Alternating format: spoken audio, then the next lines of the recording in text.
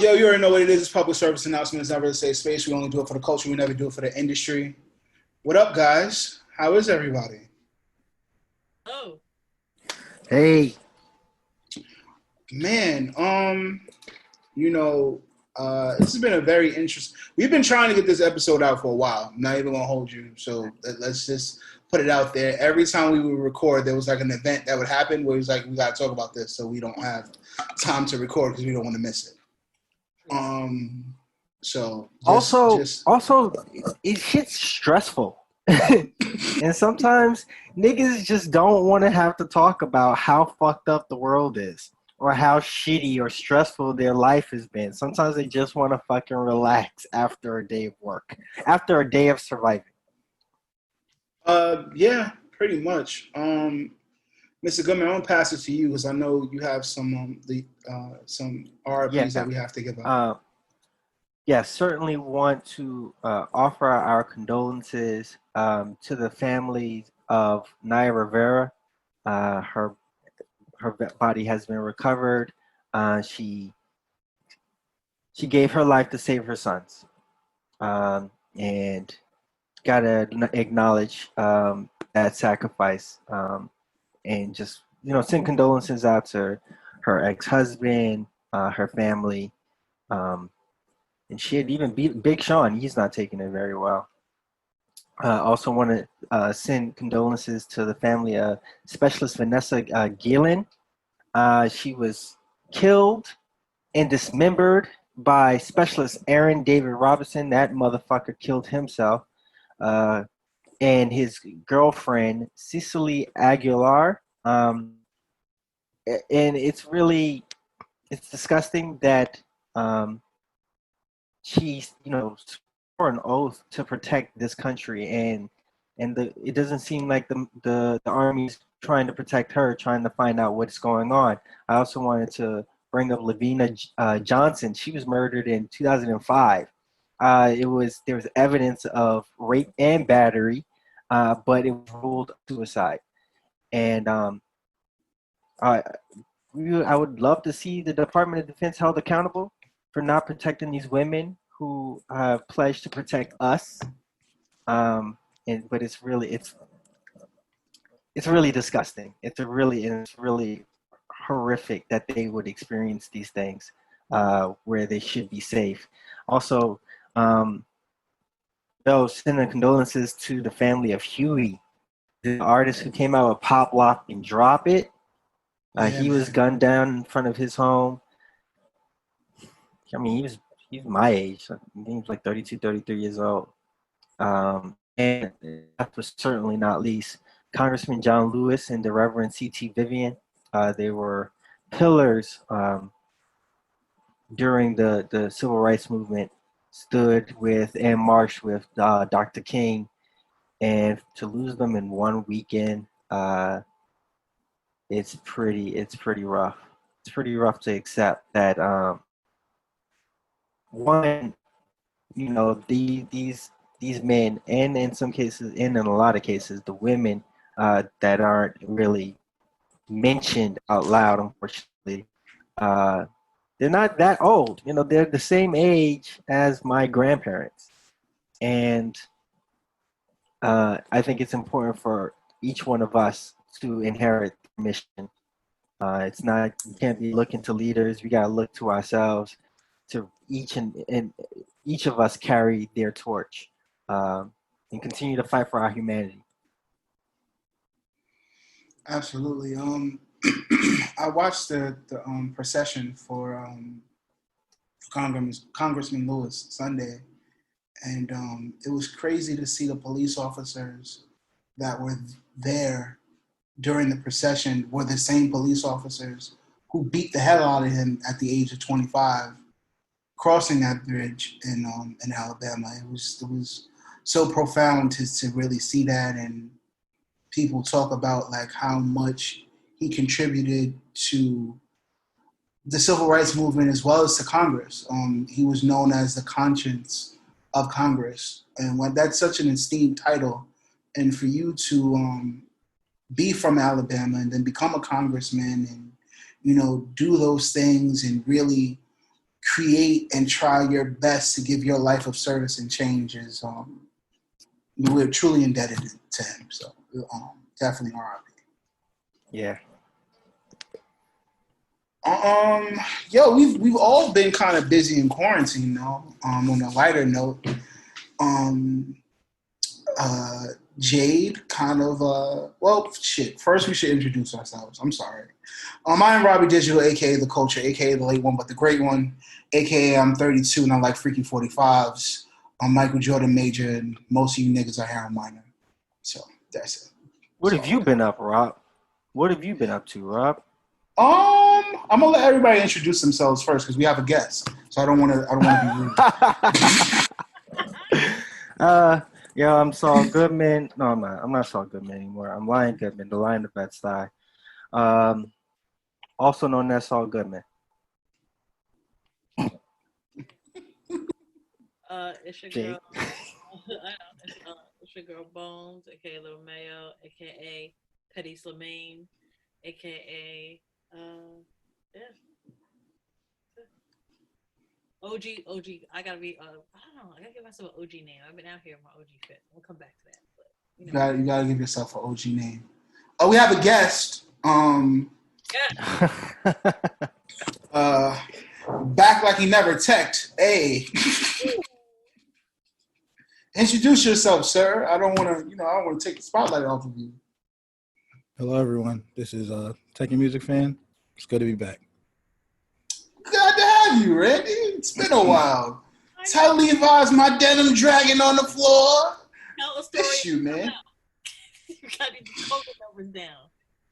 I know you've been dying to say that Levi joke. I've been dying. You've been missing it. Victoria, man, they out here like hookah and pandemic ain't out here like unhappy. Yo, son, what's going on Steinway, bro? Y'all wilding over there in Queens, brother. Yo, you on the other side of Queens. I don't live nowhere Queens near is one Steinway, place, bro. Queens it's is one a place. huge place. It's I'm not. not taking any credit for that. Bronx. Crazy. Queens is one place, bro. No, you're from the Bronx.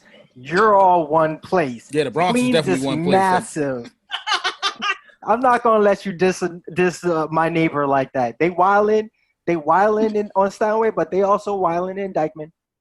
Yep. Okay, yes, they created a VIP section on the street. I don't know how you turn the sidewalk into a VIP section, but hey, Dykeman. Gas station. What happened? How do you strip at a gas station? Like, how are you twerking on a Honda Accord at a gas station? Niggas are throwing ones. Have some self-respect. I mean, what year was the Civic, though? What year was the Civic? This is the problem with the Bronx. Anyway. Yo, let's get into the biggest L's. This is a late L, but I mean, I think some time has passed, but we still need to give it. I just don't know who gets it more now because this album was a flop. And she's been handling herself pretty well. But Jada and August Alsina. I don't think I'm not giving either of them an L. Honestly. That entanglement song is trash. We're not going to do that. I'm not giving him an L. I'm not giving him an L because, one, August hasn't really come out with anything good for a while. I don't think he's not getting the L because he's already a loser. I'm not giving him that because he has an ailment. He's been suffering with that. He's been suffering with family issues. Oh, boy. And also, my thing is, like, at the end of the day, you know what? Like, no. Like, I'm definitely not giving Jada an L. Okay, I'll give August one. You know what? You fuck with a married woman. You know what was going to happen. Listen, so I'll give him an L, but I don't want to really give him an L. Like, he's actually sick. Like, he's going through shit. I'm not giving Jada an L. She's a grown-ass woman. Jay, I understand what you're saying, but when it comes to August, listen, he's been through a lot. He's had it rough, but it's just so funny that he finally wants to disclose this whole thing right when he drops an album. That is some corn bullshit. Messy. That happened 4 years ago. If he wanted to speak about it at any other time, he could have. But all of a sudden, when an album drops, now he wants to expose everything. It was corny shit. It was corny. He deserves an L. I'm just not giving Jada an L. She's a grown. They don't deserve an L. I'm giving Jada an L because she What? was 20. I'm giving both of them an L. I'm giving Jada an L because she was 21 years older than fucking August Alsina. And he's grown. Doesn't matter. He's grown. They're adults. I'm still talking here. I got this. Oh, this motherfucker is 21. She's 21 years older. and he's 22 years old, can identify that this nigga has issues and is her friend's, and is her son's friend. I think that if you're gonna get anybody, there's at least 3 flags right there that it can explain why you don't have a relationship with this person. And then you get mad when, okay, maybe he's really suffering from some mental health issues. Nigga, you knew that shit. You knew him well before you started dating him, when he was friends with Jaden. And you decided to go through it. You moved funny. That's why Will got to play with you and mess with you during that red table talk, because he knows you had fucked up. As I said before, Dwayne Martin still out here moving. Exactly. Like an ally, like a friend. Yeah, exactly. Gotta relax. Gotta relax. I say August gets an L. No, I'm not giving her an L, because Diddy did the same thing with his kids, and nobody talked about it. And that shit was gross. Nobody talked about how that shit was like, he moving a little funny. 25 years. His son's little jump offs. Hold on. Mr. Goodman still has the floor. Mr. Goodman. I'm giving August an L because nigga grow up. Congratulations. You met somebody and she was You got to sleep with an icon. She was Keep it to yourself. And you know what? She decided to go back to her husband. Move on. Welcome to being an adult. Now you a chatty patty ass motherfucker, and nobody cares about maybe you actually going through some shit because you out here telling you. Let's have a conversation about how you're battling for your mental health. Let's not talk about how you fucked around with somebody 4 years ago. So that's why I give both of them an L. I'm not giving. I agree on all counts. I think that being older gives you an ability to have hindsight, and you should be able to see when something is a little murky from the beginning. I think sometimes we do give too much responsibility to Black women, and I'm not going to say that we don't, but I think Jada is somebody, as an adult, she would see a child and know how manipulative that situation was, and she admitted to it. You know, she did admit to it in the interview, like, I was trying to fix somebody instead of fixing myself. And when she said that, I was like, all right, at least there's transparency there. But I have to give you the L, because you really tried to walk over it like it wasn't there. I don't think she tried to walk over it. I just think it was a private matter. I wasn't mad at it. You know what? Yes, it was a private matter until he spoke about it. But my thing is, I'm not mad at them all speaking about it. Like, honestly, I feel like Black folks need to be a little more progressive about sexuality and some of their dealings, and not in the dealings of like rappers fucking random women and them constantly chatting about who the fuck they fucking. So I like that they were like, we're married. I was doing whatever I won't talk about, but my wife got in something, but her piece decided to talk about it, but we're still together. I love it for Black people. Stop being puritanical and being about, well, we don't do this and we don't do that. I like that they're like, you know what? We both been kind of a little gray, but we still got back together. Honestly. I need to hear what Lisa Ray thinks about all of this. Lisa Ray has nothing to do with it. It's not her own problem. Niggas. Yeah. Niggas. I don't have any problem with it. Men go on every show and talk about every woman they fucked since high school. Ray J does it every fucking time he shows up. Nick Cannon still talks about the fact that he got one off on Kim. And two very corny dudes. Look at all the time. So I'm not. So all corny niggas. Whoa. I'm fine with the women being like, you know what? I got in something messy, because the men do it all the time. In every interview, ask every man who he knocked off. You know what? Equality is what we wanted. This is what we got. This is true. I've never seen somebody fall so hard from grace. So hard. The only other person would probably be, all right, there's one other person. I'm going to wait for you to intro who this L is first. You got hit with the Cooper. This gentleman really came and became more prolific in quarantine than he did his whole entire career. He started quarantine radio. He had women pouring milk on themselves wholeheartely and consensually, which I was completely for. It was pretty interesting. I've seen women do less for more, but Look, you haven't been to places I've been, okay? It was interesting. Don't say that. Okay, then you know that's nothing new. As a woman, that's nothing new. Look down there, gross. This is true. And now it's coming out that it's pretty true that Tory Lanez shot Megan Thee Stallion twice in each foot. I mean, once in each foot. It's so nasty. It's disgusting. This goes back to everything we talk about that we've been talking about in quarantine about protecting Black women and what protecting Black women look like. Her having her right to choose and you taking that right away from her and taking her voice. Chloe said something interesting on Twitter. She was like, it's crazy how 3 months ago, we were very much advocating for Breonna Taylor to find her killers and then get arrested, and Megan Thee Stallion gets shot, and it's funny. And it's not the same amount of energy towards us finding justice for her. The jokes were disgusting. And that's Drea and Cam included, because Cameron's post was just as deplorable. And Cam's my man, but that shit was wild. And I don't think Tory Lanez is coming back from this. I don't. I hope he doesn't, and I don't want him to. If there's still R. Kelly apologists in this world, Tory Lanez will eventually be fine. Tory Lanez is not R. Kelly though. But I'm just saying, he's not at that level. I'm just saying, all men, when they do stuff in rap, always get kind of eventually squeezed out later on. Shooting another female superstar? Listen, I don't know. We still play No Guidance, so. Well, we played No Guidance in Rihanna because when that situation happened, Rihanna didn't condemn Chris the way the media condemned Chris. They still looked at it. They still looked at it as a very much of a private matter that got public, and they didn't. And they were still working out their differences and working out what their relationship dynamic was. Rihanna went back to him like 3 times, so that's why we.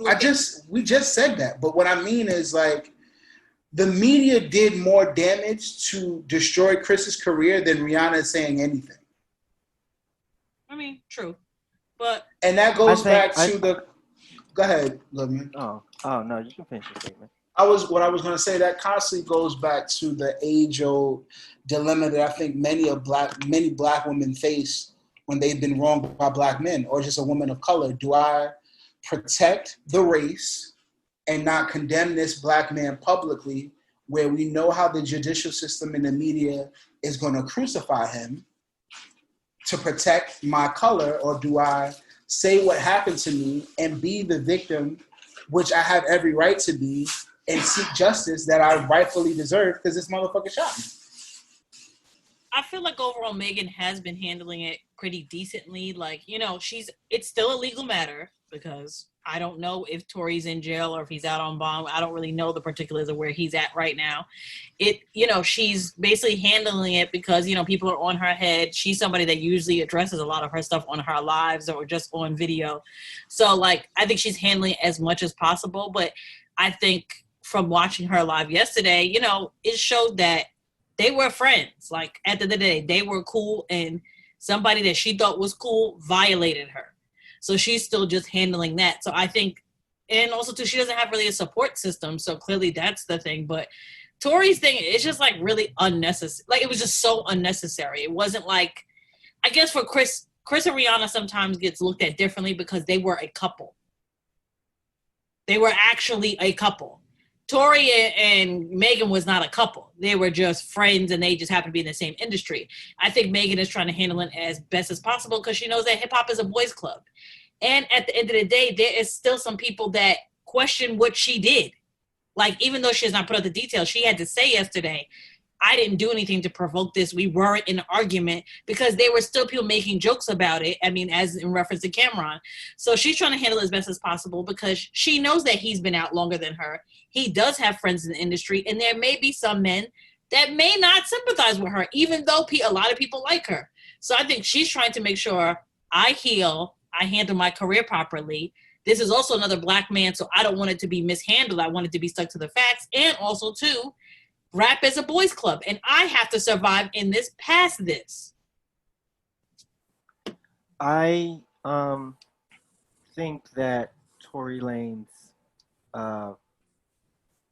probably fucked up his career, especially if like this is a really prominent rumor. He's not signed anymore. That means he doesn't have a machine that is invested in his success. So he owns his masters, and so like who's getting any? Nobody's getting a dime. Interscope is not getting a dime, so you're not going to see the same push to recover his career. I mean, he has the gun charge. So I mean, there's a possibility that we won't even have to fucking worry about Tory Lanez because he's going to get deported. And like, you know, great, he's going to have a presence on Instagram, but this motherfucker ain't going to step foot on American soil. I would also say there's a lot of things that are still the same when you're talking about the rap industry, but there has been some growth. And like, you know, when you're right when you're bringing up how people, not just the industry, but people have accepted R. Kelly and Chris Brown, but you know, there's something about shooting somebody in the foot in 2020 and seeing her, she's still around. You see that video and see her doing that two-step with a bloody foot. Like, there's just something unsettling about that as well. And so, you know, if he even gets past the gun charge and possibly being deported, like, what platform is he standing on? He can stand on his own, but there's just a lot of people that ain't gonna fuck with him anymore. So I think he just fucked himself. I also think that I think what's really going to be the nail in the coffin is going to be when Drake says something. Drake is not going to say anything. Drake is going to say something. I think so. Drake is not. Drake is very strategic. Drake is going to say something. No, and why is he going to say something? I think because he knows his position when it comes to black women and how they feel about him. What would he gain from that? What would he gain from even putting his name in it? He has nothing to do with that, bro. That makes no sense. You say that, but we know that if he comes out and says, yo, what happened to you was crazy, my sympathies for you, I hope a speedy recovery, yo, it's over. I still think it's a reach, but go ahead. Look, man, I see it coming. Because the bigger question is going to be what prominent rapper is going to step up and say, yo, what you did was wrong. True. None of the guys have really said much. No rapper has said anything. Well, no rapper's not going to say anything on something that they really have no say in or nothing to do with. Like, what would you gain from that? Because it was bigger than rap. We're not talking about music now. We're talking about you endangering a woman with you taking her right to choose and you physically harming her. This has nothing to do with music. And that's where the platform is going to be at now, where fuck the music. This is a deeper rooted issue. This has to do with control, the marginalization of black women, and the patriarchal society that we live in. I'm not saying you deemed it right for you to shoot her because she wanted to get out the car? Are you shitting me? Like, that's crazy. I'm not saying that he's right or he's like wrong. I'm just saying that I don't think any man is going to do that. They're not. I just don't think any of the rappers are going to do that. They're going to let the courts and let whatever time passes by, and then it's going to be back to business. The people, 50 Cent said he apologized because he made jokes about it. Cameron, I don't know if that post is still up on his Instagram.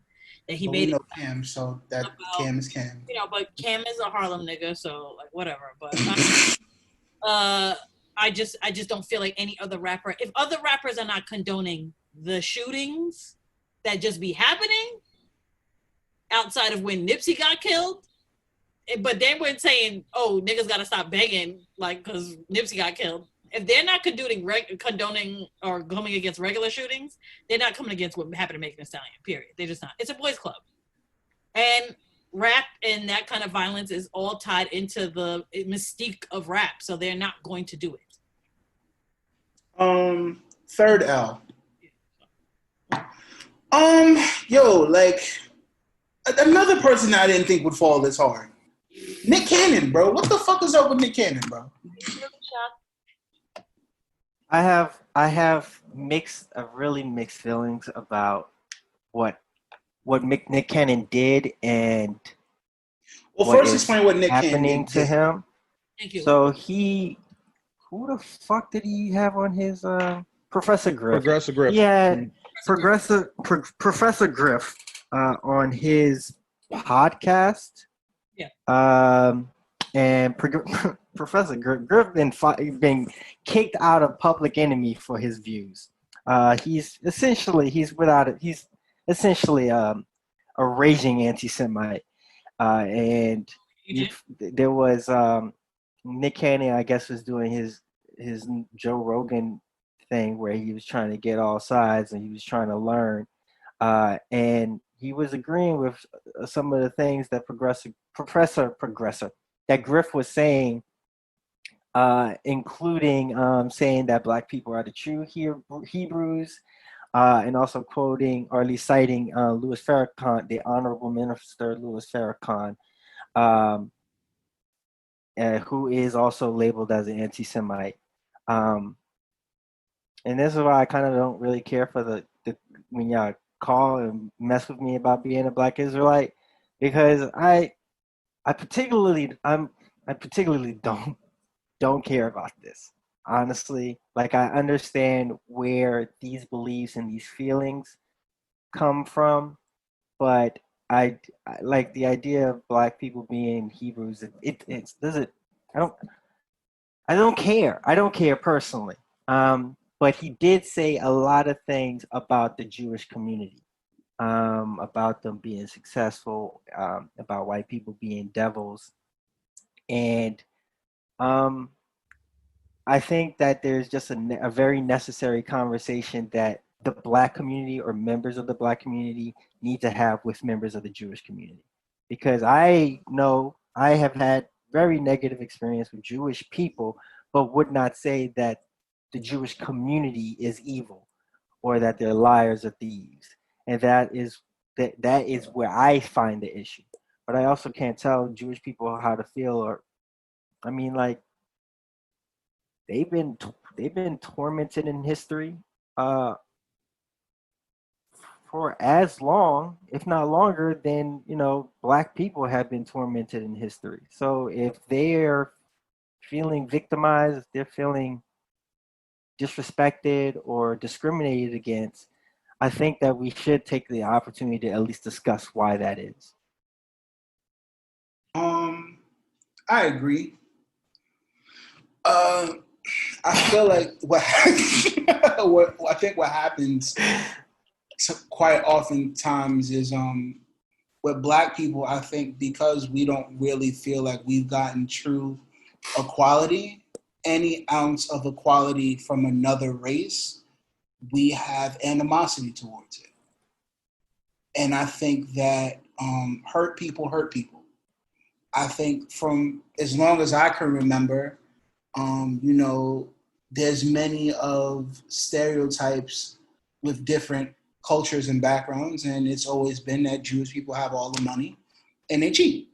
That was always something that I was always heard around me. I don't even know if that's true or not, but those certain stereotypes we kind of live by, unfortunately, and I don't know why it's so hard for us to have a conversation with someone across the table that we may share certain experiences with and actually learn from. I think that the Jewish community, they do band together in a very different way than no other culture that I know. I mean, they literally run Brooklyn. So it's like, I feel like the Black community could take some pointers and learn. The biggest fall for me from this was the aftermath, though. That's what kind of bothered me about this Nick Cannon thing, about him losing his Viacom deal. And the reason why that bothered me is because it also showed me the lack of ownership that Nick Cannon had in his business. That's what really bothered me, that you had created a cult-like following and you created a real culture at MTV and Viacom with Wild 'N Out, and you didn't own it, and you lost it. And there was nothing you can do for it. You couldn't fight for it. They just took it. And that was more troubling to me. What also troubled me was the fact that as Black men, unfortunately, when it comes to certain things, we don't get the room or margin to learn from our experiences. You said something ignorant, you apologize, you try to seek to understand and learn and better yourself, but that's not good enough. I have to lose my job. I have to be made an example of to prove a point. When I know plenty of white people who have said certain things in certain positions and has kept their jobs. We watched the Philadelphia Eagles quarterback say some of the most random racist shit and still has a job. Drew Brees has offended Black people not once, but twice in his career and still has his job. There's a certain degree of margin for error that other races get that unfortunately Black men don't have, or Black people don't have. That when we say something, we automatically have to be made an example of to prove a point so the next person won't do it. It's kind of, to me, it reminds me of almost like slavery. Like, okay, the first nigga runs, so we have to beat the shit out of that nigga so everybody else knows not to run. And let's keep in mind that the owner of Viacom is Jewish, so you knew you was going to get your head knocked off regardless of what you said. I think with the issue of the Black and Jewish community is because I think there's always going to be friction because of how the world has handled the Jewish community and the genocide that has happened to them, and how the world has handled slavery and what has happened to Black people. The genocide with the Jews was acknowledged. A lot of Jews at a certain point received reparations and were given money to restart their lives and restart their communities.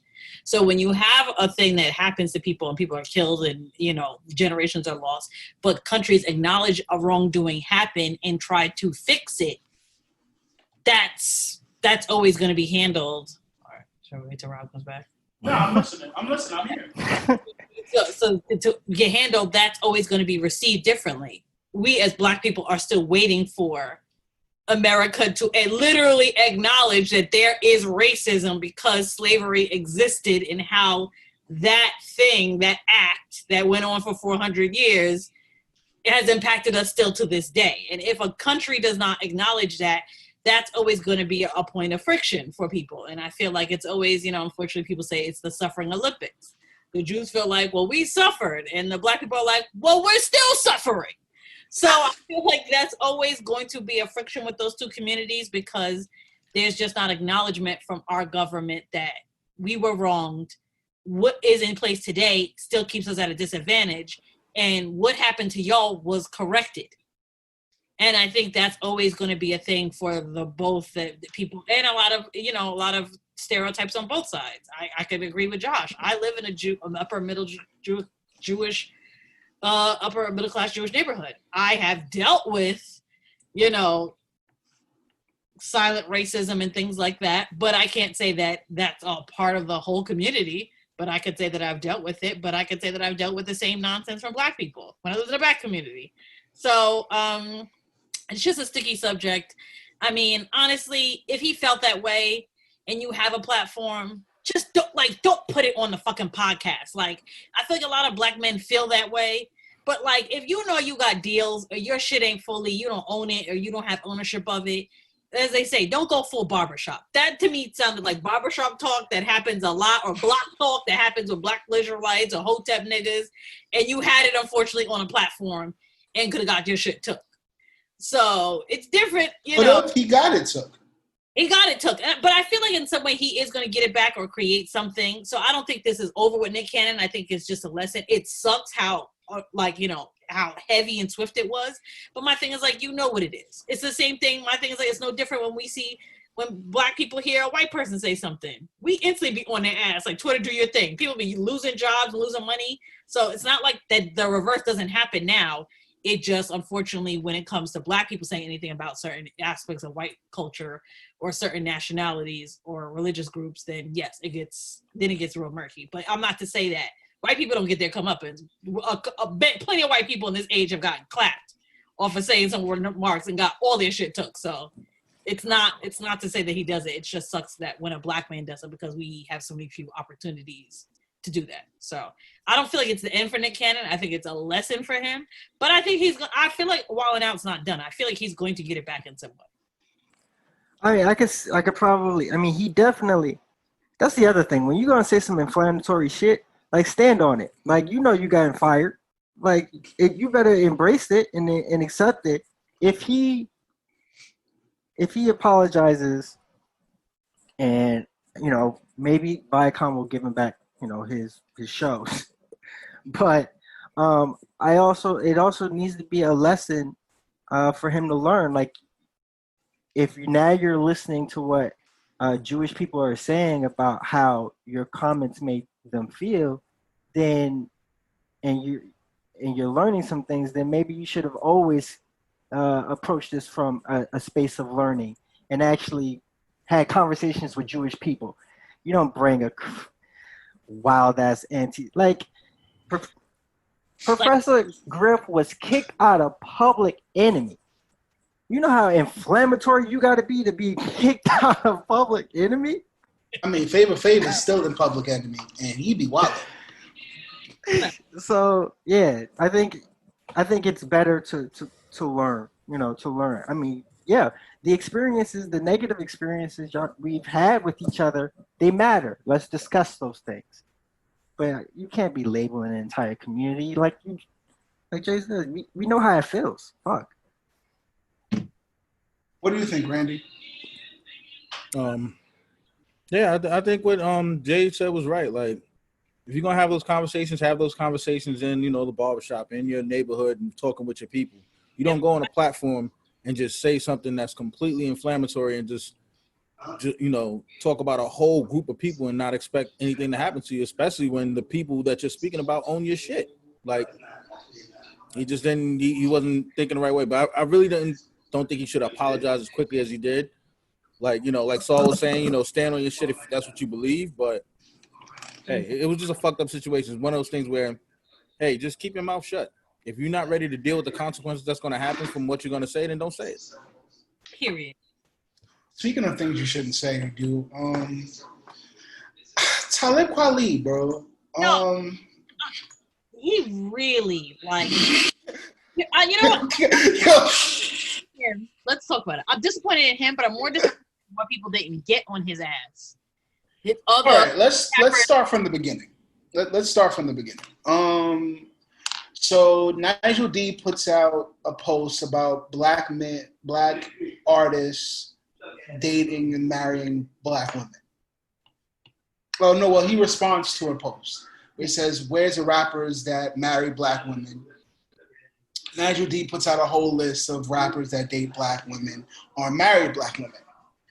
A Twitter handle by, I think, Amanda Mai, I believe is her name. She said, well, most of these women are light-skinned, if not all of them are light-skinned, but that's a conversation for another day. Talib Kweli said, well, let's have that conversation. I don't think it's another day. Let's have that conversation. His point was, if these women are black women, then where is the discourse at? Are you invalidating them because of their color? That doesn't make them black. Because if these rappers are married to black women, then it shouldn't be what complexion they are. They're black women. It went back and forth. And she started talking about, him sexually assaulting a 14-year-old. No, she started with talking about his child that he had out of wedlock. So that's where it started. Then she started talking about the alleged rape that he had with a 14-year-old was completely false. And I guess the dude from Immortal Techniques group, Devotion, who had some shit he said about Talib Kweli. But Talib took a very big sword to a very small ass war.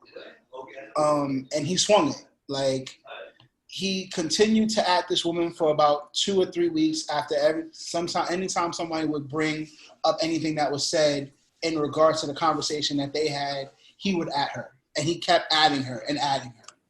And in some regard, I'm like, okay, I understand you defending yourself and you standing on your square like, yo, I married a black woman. You came at me. You talk about my child that I had out of wedlock when me and my wife were separated, and you don't know that because it wasn't public knowledge. And we've talked about that. But then his DJ EQ was like, yo, well, Talib Kweli be wildin', so I'm glad he's wildin' on you and not me. So, so it was just like, Talib can be a dick on Twitter. Like I've had my fair run-ins with Talib on Twitter, and I'm pretty sure Goodman's probably blocked by Talib because he's blocked by everybody.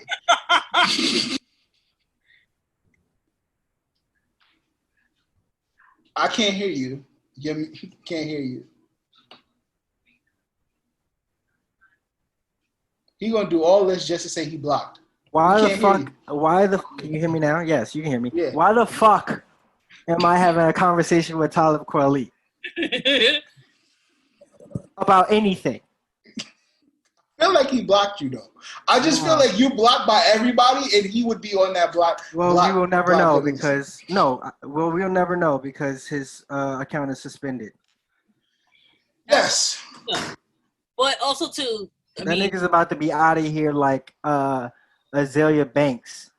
Azalea's still tweeting from a burner account. Azalea's still on Twitter, very much so. Yeah, very live and well. She got a new one. She's tweeting from a burner. She tweets from time to time. Yeah, she tweets in general. It's not. She's not saying it's a burner. She tweets. Do you feel like this suspension is justified? Totally, because it got to the point that, which you didn't mention, that because he came at this woman so much that other men felt like she was a menace and decided to leak her work address and her home address for her. She got doxxed. So yeah, and she leaked his phone number, but that was after I think her address was leaked. That was after they leaked her home address and her work address and her job, and I'm like, yeah. And okay. Everything, like I wasn't agreeing with him being like blocked or anything like that until what you're talking about, Jay. When it gets to that personal level where she's in danger now, because my thing is this.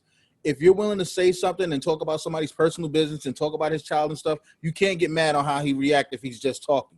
But once it gets to a point where it's like, oh, shit, now niggas know where I live. Oh, shit, now niggas know where I work. People coming after me, that's totally different. As a woman, that's dangerous. You still can't do that shit. At first, I'm like, yo, at the end of the day, when you speak on somebody and then they react to you, hey, you just got to deal with that. You still don't have to deal with that shit for that long. That's harassment. Listen, if that's what somebody wants to do and he just responding whenever somebody says something about it. But yeah, the react, but not for 3 weeks. 3 weeks is like, is it in poor taste? Is it in poor taste? Like how she was acting, how she was talking? Yeah, it's in poor taste. But then block her or report her if she's saying some foul shit about you. Like that's slander. Like you can actually, well, I guess it's libel, but you could report her for that. Like you harassed her for 2 weeks. He technically didn't harass her. He just was responding anytime somebody said something and added her. So it's not like he was definitely going at her. So here's the problem, and I'll sum this up. I got this, guys. I got it. The problem is conversation went from Twitter and he put it on his Instagram. That's when it started to get out of hand. Because he had already got suspended from Twitter. That's why he brought it to Instagram to clear it out. Because I watched the IG live. Because I am a Talib Kweli fan. I am. And I know he's a tyrant on Twitter. The problem is that you took time out of your day to check a black woman and chastise her. But when Iggy Azalea said, yo, I don't fuck with rap music and I don't get the big hoopla about it, you coddled her. That's not the same thing, bro. It is the same thing. That's not the same. It is the same thing. She was talking about that man's personal business versus how somebody feels about hip hop. What I mean by that, that's not the same thing, bro. Let me tell you why it's the same thing. Oh God. You cannot chastise someone because you felt personally violated in one way, and feel violated somewhere else, and you took a small sword to a big war when it came to Iggy. And then you took a big sword to a small war when it came with somebody on Twitter.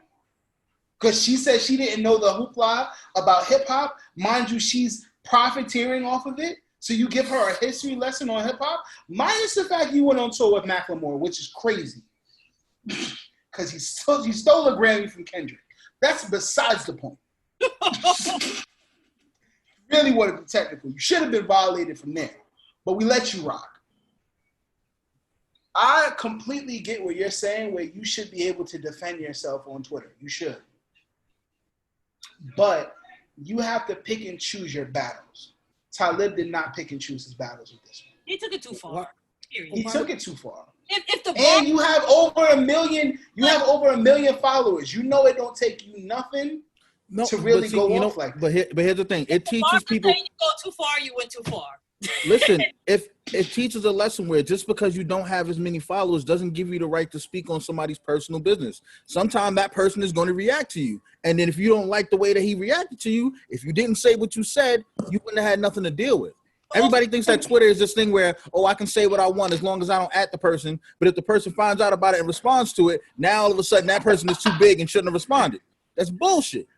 If you're willing to say it, stand on it and deal with the consequences. Hold on. All right. So, celebrity. People are talking shit about you all the time. And people but have. I think the bigger problem was that when it comes to men who are successful in hip hop or entertainment, it is known that they don't date black women. He felt offended by that. Whatever. Yeah. Now, my personal problem with all of this, and I didn't put it on Twitter because I didn't want to get shot, but I do find it interesting that when men decide they don't want to date a woman of color, we're colorists and this, that, and the third. But if a woman says she don't want to date a dark-skinned dude or what have you, it's personal preference. I think all you niggas need to stop taking that shit personally. There are people on the internet. If somebody doesn't want to fucking date, I understand when you're talking about black men that are bashing black women. And that is not what we're talking about. If you have a preference for anybody, enjoy it. I absolutely know black women that they don't want anything to do with black men. And that's their personal preference, but you ain't gonna see them out here talking shit about black men. And I think that's one issue. People can have their fucking preference. It's Twitter. It's Twitter in that these are not actually people that you know. These are not people that are going to affect your life. And everybody's not going to fucking agree with you. So you know what? Yeah, if you have some niggas out here that are colorists, you're just going to have to fucking deal with it. If we got black women out here that love white men, fucking deal with it. It doesn't have to mean anything for you. That's just one point. The other point is Talib Kweli and all these other celebrities, you're celebrities. If you don't like people talking about you, have your publicist manage your fucking Twitter accounts. You have a new responsibility. It's the same shit that we talk about when we're dealing with the police. If you don't want to have to deal with the common people that are going to chew you up and spit you out however they want, then don't get into the profession because you depend on people's opinions of you to make your money. So that means that they're not allowed to reply on it at all because they're famous? You can certainly reply.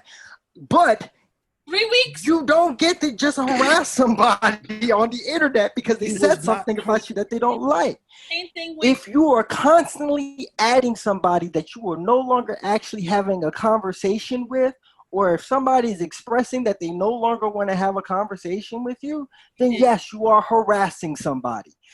that is what it is. That is like, it is. Like that's the problem. It is. And it's okay. Unfortunately, a lot of people are going to react like that. And you know what? That is kind of dangerous. You should definitely seek medical help because there's no reason why you should be circling back to somebody that said something bad about you and that affects your day to the point that you are constantly adding somebody. Like, how are we not wondering about this nigga's mental health? Well, I know someone personally that he harassed for like 4 days on Twitter, and they had a conversation. She said, "Yo, I'm done, Talib. I don't want to speak about this anymore," and he kept going. So because he's a famous person, he's supposed to stop whenever the person. No, because you're a human being. You don't get to harass another human being. But as a human being, you don't have the right to go and speak on somebody and then not have them react the way they want to react. But at what point does it go beyond reacting? If Talib Kweli shot this woman, he has a right to react the way he wants to react? No! You don't have a right to react the way you want to react. That's a false narrative. Come on, bro. No, it isn't. It isn't. You can't harass somebody. Yeah, it's the same. The same rule goes for the kids who go into celebrities' comments and things like that. When some kids and some fans have went past the point of harassing celebrities, they did go to jail. They were sued. So the law goes the same way as it does for them. Yes, you are a public figure. So if I want to say whatever about you, unfortunately, that is freedom of speech. And Talib has that same freedom. But there is a limit to it. And when the celebrities do something and the kids decide to hop their fence and stand outside their door and dox their or come with a rock.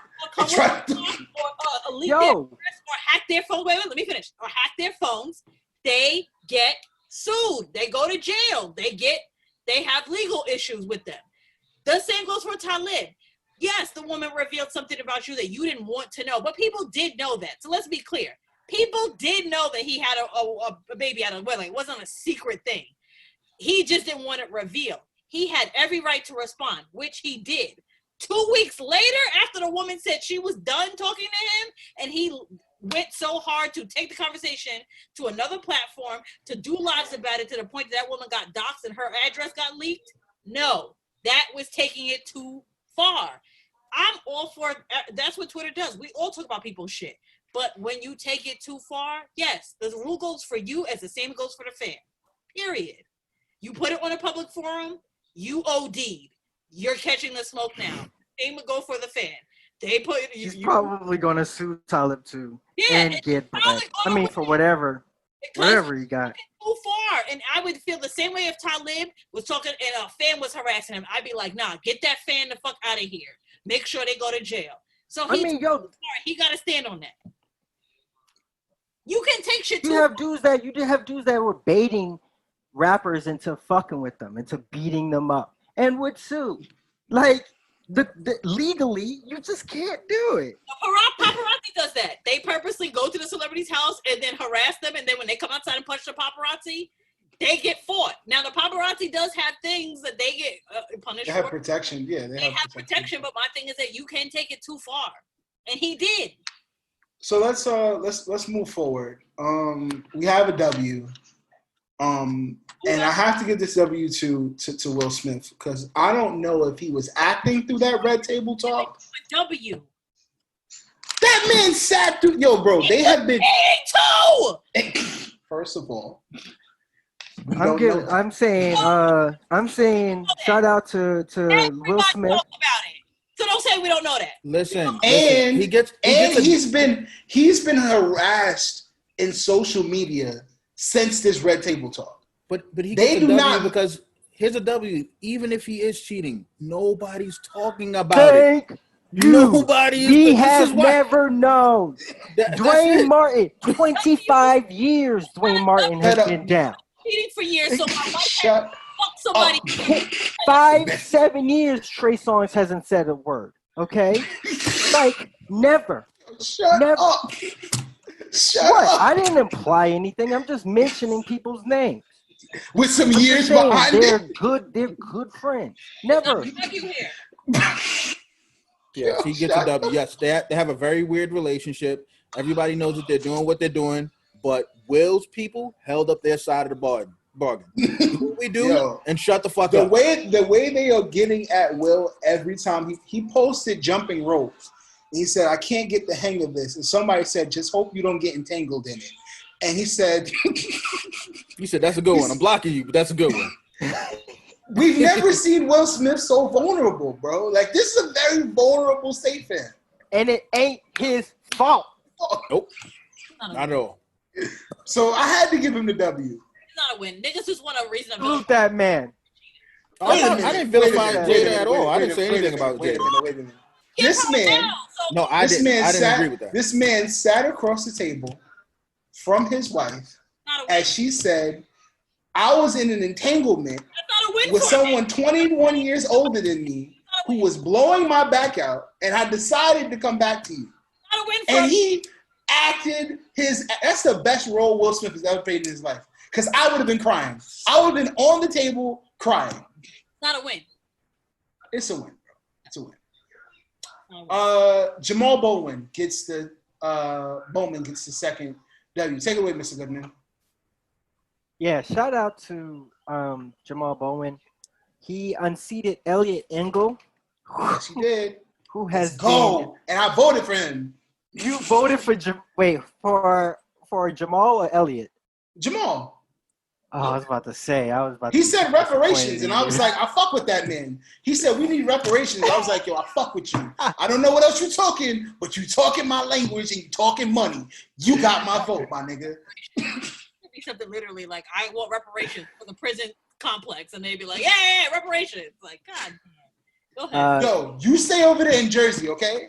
Continue, Mr. Goodman. Yeah, but Elliot Engel was actually like, well, he had been in the House for nearly 32 fucking years, and the district it includes Northern Bronx, the southern half of Westchester, including Mount Vernon, Yonkers, and New Rochelle. Right. And Ryan, yep. And I mean, he's a high level, high ranking congressman, but I think that this is the shakeup that the Democratic Party needs. And I think that it's great to have some fresh blood from people of color and Black people.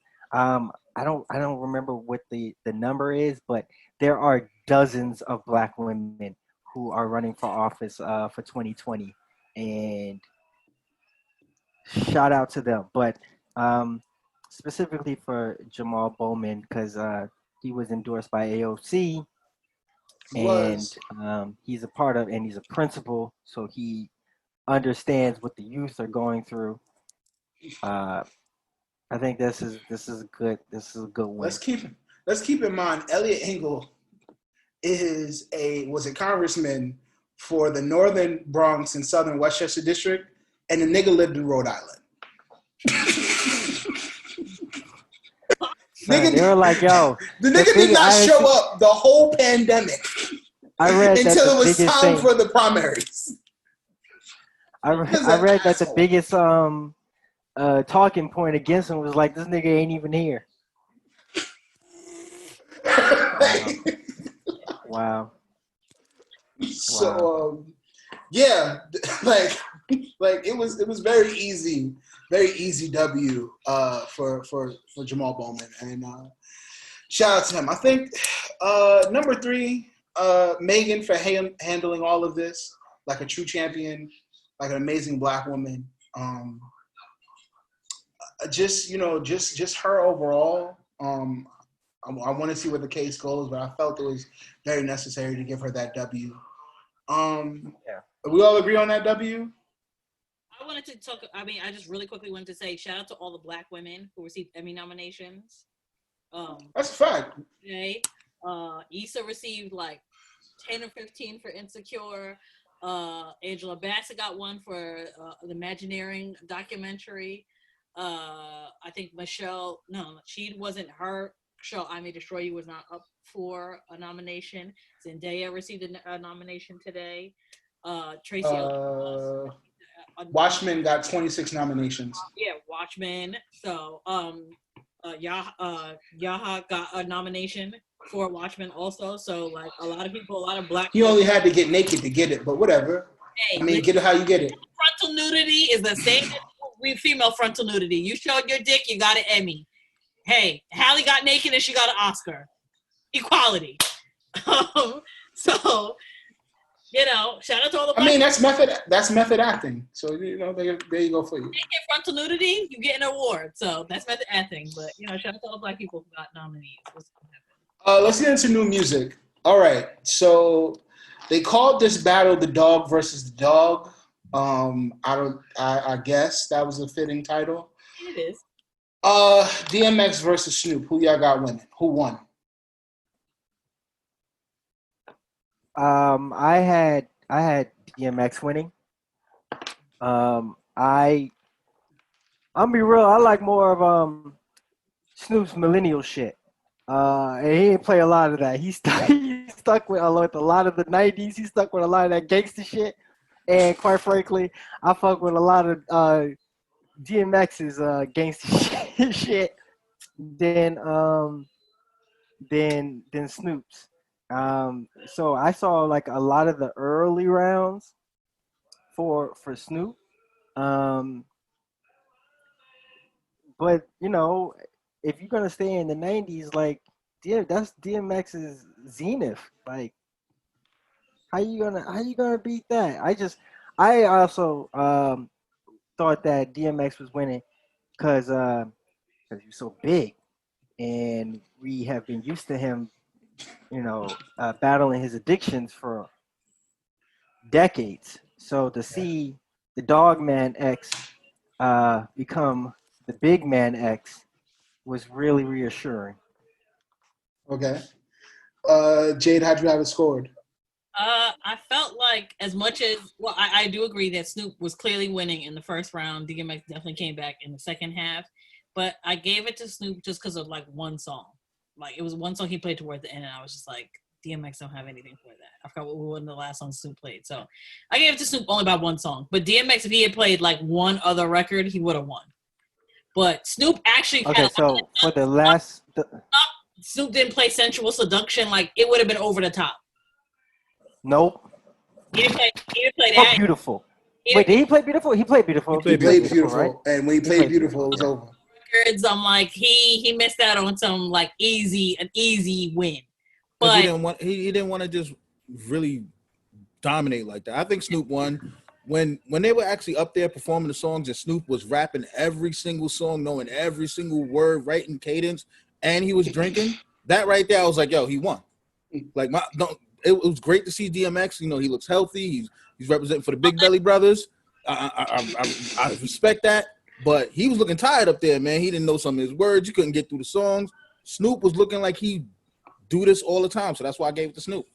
And Snoop had a festival set, literally. Yeah. Snoop did every song he did on his festival set. It was like, yeah, I'm out of here. And he freestyle. Snoop does this all the. He looks And he's like older he than does X. this all the time because he literally does this all the time. Like he still does performances, but I think that if you're actually looking song for song, and you're not looking at the performances, that's voluntary. If you're going song for song, I would still personally say DMX. Wait, but back to what Jay was saying. So for the later rounds, it was Drop It Like It's Hot versus Party Up, and I would say that was a tie. And then there was Rough Riders Anthem versus Nothing But a G Thing, which I would also say is a tie. Round was Money Power Respect versus PIMP Remix, which I would give to DMX. I gave it to him. Then it was 4-3. It was LL 4321 versus Snoop's I Love It, featuring the Eastsiders. Which I gave that to DMX. I really don't need the Eastsiders. Yeah. And then there was Snoop Doggy World versus Niggas Started Something. I gave that to Snoop. I gave it to Snoop because Murder Was a Case is different. To Snoop. Bitches Ain't Shit. Yeah, Murder versus the Case versus Slippin'. Slippin' won, no question. Slippin' watched that, no question. Is it Slippin' versus Everybody been there. Everybody needs that song to save them from some shit. All of you niggas. Yeah, Slippin' All was that shit. All of you niggas. Bit. All of you, because I'm pointing to you three niggas, and I'm pointing to our audience. Everybody's all been of there. you niggas. I'm gonna be honest Needed with you. a night with that song. I think it was just a beautiful thing, just seeing how they play off each other. Like, I didn't realize that they had so much synergy with each other. Like, the fact that Get At Me Dog came from something that Snoop Dogg said to him. Like, I had no idea that they had that kind of relationship, and they, like, really, truly look like friends. When they first announced it, I kind of was like, okay, they're both dogs, but one's East Coast, one's West Coast. These niggas probably don't even know each other. And then they proved us wrong. I was like, oh, shit. It was the most... I wish we could have got this tour when they were, like, both in their great heyday. This would have been a great tour. Oh, my God. The dog versus dog tour? Oh, my God. They still can do that. Oh. They still... Crazy! Yeah, that would have been insane. That would have been nuts. Shade sets alone. Like, and you got to have Bow Wow opening up for them. No, it would have been crazy. Yeah, that's a fact. That's a fact. No, that would have been insane. Just all the That is dogs. insane. We need a Nate Dogg. We need a Nate Dogg hologram. Like if they had this part where they were all when Nate was alive, and then those other three, this would have been nuts. Yo. I gave it to Snoop just because Snoop played the right songs. I felt like DMX was giving hard hitting songs, but performance does do something for me in that moment when you guys are in the same room and Snoop and you could see DMX was even nervous when after Snoop would perform. It was kind of like Bill Cosby and the Old Man when they were tap dancing and like Snoop would finish and be like challenge and DMX was like I ain't got nothing else. Y'all are just mad. Look, it's not DMX's fault that he is not used to carrying that much weight. That man was digging deep, and y'all need to respect that man. And stop being fat phobic. Listen. When he made that joke about them both taking off their shirts and they'll look like the number 10, that shit had me crying, bruh. Yeah, it was a good battle though. So because in true competitive nature, we have been talking about. I guess we don't have to talk about the battle that I had listed. We can talk about the battle that we do know now, and it's 2 Chainz versus Rick Ross. I don't want to see 2 Chainz get chewed out, but he's gonna get knocked the fuck out in this game. This is really bad. Why are y'all disrespecting 2 Chainz like that? Because Rick Ross. He ain't got a chance. A chance. What do you mean? Listen, this is a hit battle. Like these are songs that not okay. Who got more hits than Rick Ross? Listen, let me talk, bro. Listen, because you're a Rick Ross fan, you're gonna feel that way. But when you're out in the club and damn, I love these strippers come on, those anthems. I'm telling you, man, a lot of people are sleeping on 2 Chainz, man. I'm telling you, it's not gonna be as one-sided as everybody think it's gonna be. I'm telling you. It's to be one-sided, but I just feel like Ross is winning this. Like Ross. So wait, hold on, Jade. So you give me your best 2 Chainz song, Randy. I don't know off the top of my head. None of that shit is beating anything off of Teflon Don, my nigga. What is 2 Chainz playing when BMF plays? Aston Martin music comes on. Any of them, there's like 4 hard ones. And y'all acting like Rick Ross ain't got like features. So many fires. Like diced pineapples. Like, I'm telling you. Even if Ross does win, it's not gonna be as one-sided as everybody's making it out to be. No, when they play I'm a Boss, if Ross plays his part, I'm throwing a computer. Because everybody knows fucking blog one day we gonna meet. Right. Yo, I got so many shades, you thought I had a lazy eye? Come on, man. Like, you wildin'. When they play Ross's part, bitches gonna be screaming. Like, come on, like, we know this. Yeah. Girls know Ross verses. Like, it's good. Because for your I love them strippers, I can play the Rick Ross French Montana Drake record. Oh shit! Pop that! I wasn't even thinking of. Stop it! I really love Pop That too. I can't even front, bro. Listen. I'm not here saying that 2 Chainz is gonna win, but listen, 2 Chainz he's gonna shake the room a little bit too. I'm telling you, it's not as much as a wash as everybody's making it seem like it's gonna be. I'm telling you. Sorry, Ross is taking it. Like, he got too many. When I wrote this song, I was sitting with Wale and Meek, and I knew that they was all bosses, so we both what this does he together. have with Devil in a Blue Dress? Like, some of them Kanye Good Friday features. Like come on. Okay. So who should Ross have battled then? If you guys think that 2 Chainz is Jeezy out of his league and he's going to get washed, who should I don't he have think battled? Jeezy's in his league. Jeezy. I think it's gonna probably be T.I. It should have been T.I. Probably should have been T.I.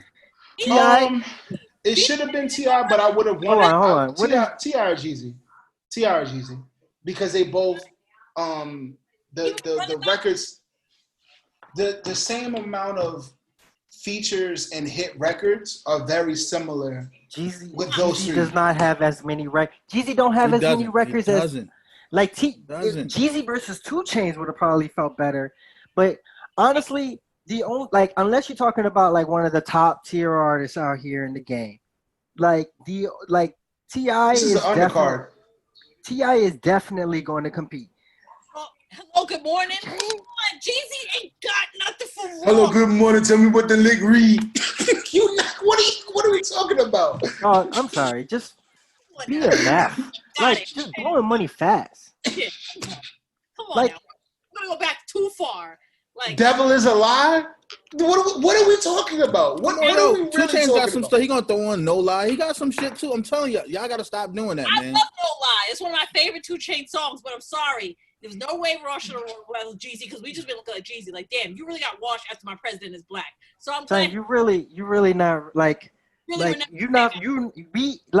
Rick Ross has gone through so many phases that we don't remember. Like Birdman's 100 Million. Or Foolish with Shawty Low. Or too many bitches songs. Like Rick Ross got too many girl songs with like it's MC Hammer, Tears of Joy. What are you gonna play when he plays Amsterdam? Santorini, Greece. What are we push it? Push it to?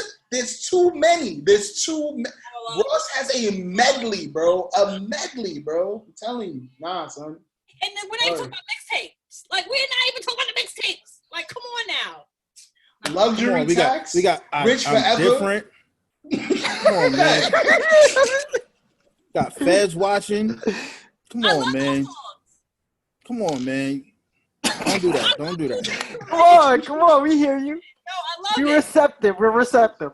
What's 2 Chainz 20 looking like, bro? Yo, I don't like 2 Chainz.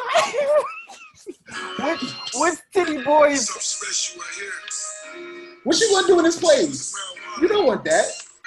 When he bring Avery Storm out the casket, bro, what are you talking about? I'm just talking about, man.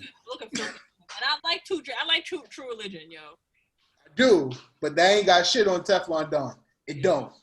Nah, it just ain't fair. It ain't fair. Stay scheming? Oh my god. It ain't. Come on, stay scheming. Really? Like, come on. Money in the grave. I don't think he should play Stop Scheming. He should not Stay Scheming. He should not play Stay Scheming out of respect for Kobe and his family. Yeah, I mean, he's gonna have to cut it off before the line, but like, it was a different time. I think we just have to acknowledge it. It was a different time. They weren't in. It was a different time. Yo, bro, you don't want them. I'm a boss with T-Pain. All right. You proved your point. It's gonna be a great bringing time. up Chris Brown, New Flame. My mother still plays New Flame to this day. Okay. Say it, son. She will swear by New Flame. All right, so. Can we get the battle that everybody wants, though? Everybody wants Chris Brown versus Usher. Can we get that battle? We don't want that battle because we don't want to see Usher lose like that. Also, too, you know what? It's going to be an ages battle. All of us our age are going to be like Usher won, and all the kids that never lived through 9/11 are going to be like Chris Brown won. Listen, I love both of them, so I'll be in heaven. I think the only person that Usher should do a versus with is Mary J. That is good. The only person. Like, I mean, Mary J gonna whip his ass, but I'll be the villain. Well, then I'll be the villain. If you want Usher to battle, I'll be the villain and say who I think he needs to battle. But y'all not gonna like that because y'all know we're gonna win. Give it out. You're gonna give a terrible hot take, so just say it. Usher versus Justin Timberlake. Garbage. Ain't nobody want to hear Justin. Get out of here. No.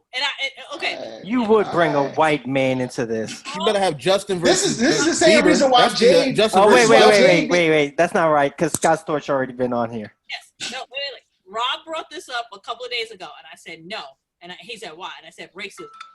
I said we're not gonna let him come into this, but that's not to say Justin has great work. Justin has amazing work, but if you literally exclude Justin's whole NSYNC period, Usher's. Oh yeah, if he don't do the NSYNC songs, he's gonna lose. Yeah, because he has like 2.5. He has 2.5 songs. Exactly. How many classics do you give Usher? What do you say? I said album-wise, how many classic albums does he have? I think 3. 8701, Confessions, and what's up? Damn, is it My Way, or you give him Raymond versus My Way, or Here I Am? Raymond versus Raymond. I gave him 4. Raymond versus Raymond had some songs that were huge on it, so I don't know why everybody's acting like they forgot about that album. If you look up the album, Here I Am is between Raymond versus Raymond and Confessions, and Here I Am has Love in the Club, but that's the only and Hot Toddy. Yo, I mean, like this Raymond versus Raymond, it has Hey Daddy, it has There Goes My Baby, which was a hit. That was a It big has one. Lil Freak, which was a hit. That Oh My God song that unfortunately was a hit. I love that song. I don't give a fuck. Fuck y'all niggas. Thank you.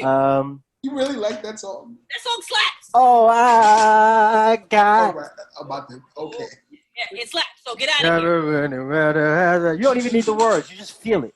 Yeah, You just feel it, slap. nigga. Get out of here. Raven But versus it kind of it peters off then. It peters off at that point. after Though. that, but it's a great album. Wait, so you give Justin 2 and a possible, and I'm pretty sure you're giving him the possible for the second half of 2020 experience. Facts. It's like 2.5.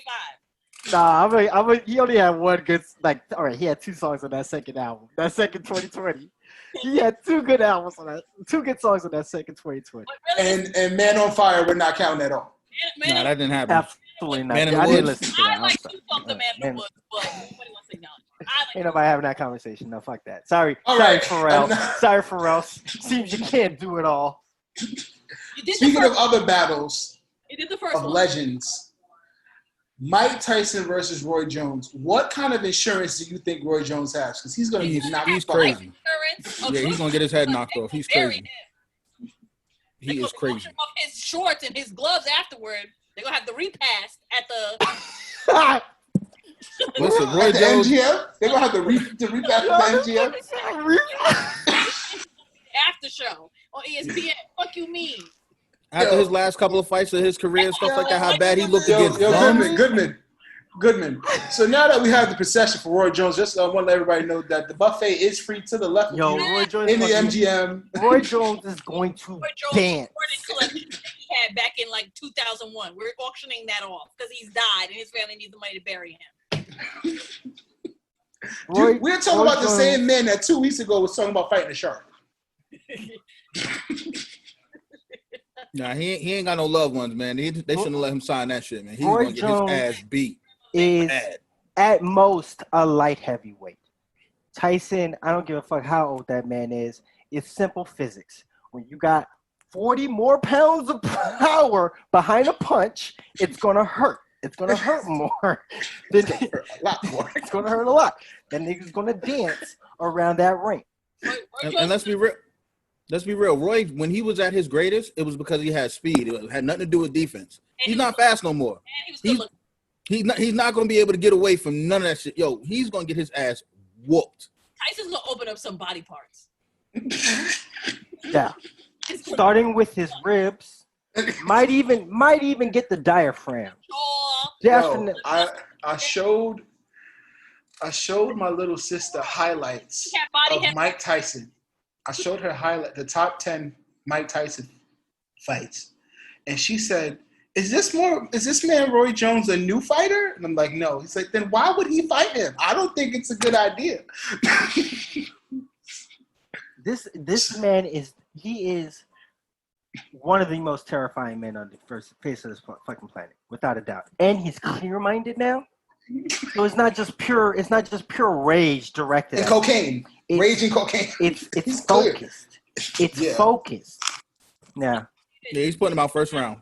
if Tyson comes out with the black shorts and black shoes, You know he is. You know he is. You know he is. call He's his gonna not to There's gonna be a repass. It's gonna be really bad. It's gonna be really bad. violence, but it's gonna be ugly. I need that black referee that with his eyes open. I need him to be there. So what do you guys think about the undercard though? Undercard.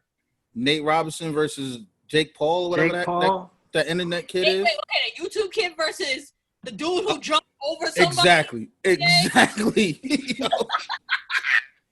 Nate is gonna knock that white boy out. It's gonna be like Tyson versus everybody in the 80s, where he just launches himself at his chin. I feel like, and Nate Robinson's kind of short, but I feel like he got that NBA uncle strength. Like he went. Yeah, Wait, how tall is Nate Robinson? 5'10". like 5'11", 5'10", something like that. He's the same height as Jake Paul. Yeah. Jake Paul's gonna get his ass whipped, yo. Nate Robinson is short because he's in the NBA. Or he Exactly. was. You know how tall Yeah. Jake Paul was, but yeah, a YouTube kid, he ain't built for war. Nah. I Well, thought- the I YouTube thought- kid boxes. Jake Paul and Logan Paul box. Yeah, he boxes other YouTube kids. Yeah, You talking about an athlete, well, A okay. grown ass man. for 10 years and jumped over niggas that had to deal with LeBron, Karl Malone, and other big niggas. I got like the Kimbe and Yao. Like, no, I don't care about no white YouTube kid. You're getting black. Let's talk about from like surgery. changing gears. The Old Guard. Did everybody see it? Yes, I did. Yes. Great movie. Shout out to my man Saul. He told me to watch it. I didn't watch any kind of like previews about it. I didn't read anything incredible. on it. Yeah, it was. And I just It was watched really it, good. and I didn't know what to expect. That shit was incredible. I give it to Very Saul. good. Incredible. Me into Yeah, you did that shit, Saul. You did that shit. Shout out to you said Jay, you said I was like the third or fourth person that literally that day. It was like Rob. that and was. then it was like 2 other people that day that got on my ass about not watching it. I'm a geek. I'm an absolute geek. I'm a comic book geek. So I had read the comic book prior to, and when I saw that the comic book writer was also the person who wrote the screenplay, I was like, oh, I knew this was going to be lit. So I knew the premise of it, and the second volume, the movie was based on the first volume, and the second volume has been released, and it's going to be just as good. I'll just wait for the movie. Sure. Just as good, because like the comic book definitely kind of expands on some more of the mythology, but the comic book does, but the movie does capture a lot of that. Charlize Theron kills it. Shout out to the newcomer, the black woman who was cast. Yeah, she was really good. Yeah. Yeah, she was good. She was real good. Well, and like it was just it's an incredible movie, and I would encourage. It's an action movie. It is Highlander meets Tom Clancy, and you're definitely gonna enjoy it. Is it just me or do you miss? Are you realizing that there's no TV to watch? Oh, that's not true. Because has anyone here watched I May Destroy You? Yes, I tried watching it. Take a break.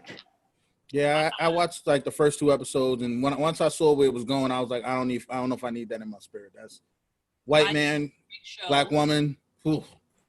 It's it gets more nuanced than that. Yes, it does. It does. Okay. I think you should watch the 3rd episode.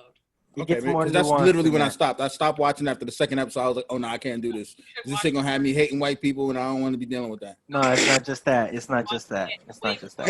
Hating white people in your house. It's the premise of the show, but like I said, I it's definitely more nuanced than the actual incident that happened.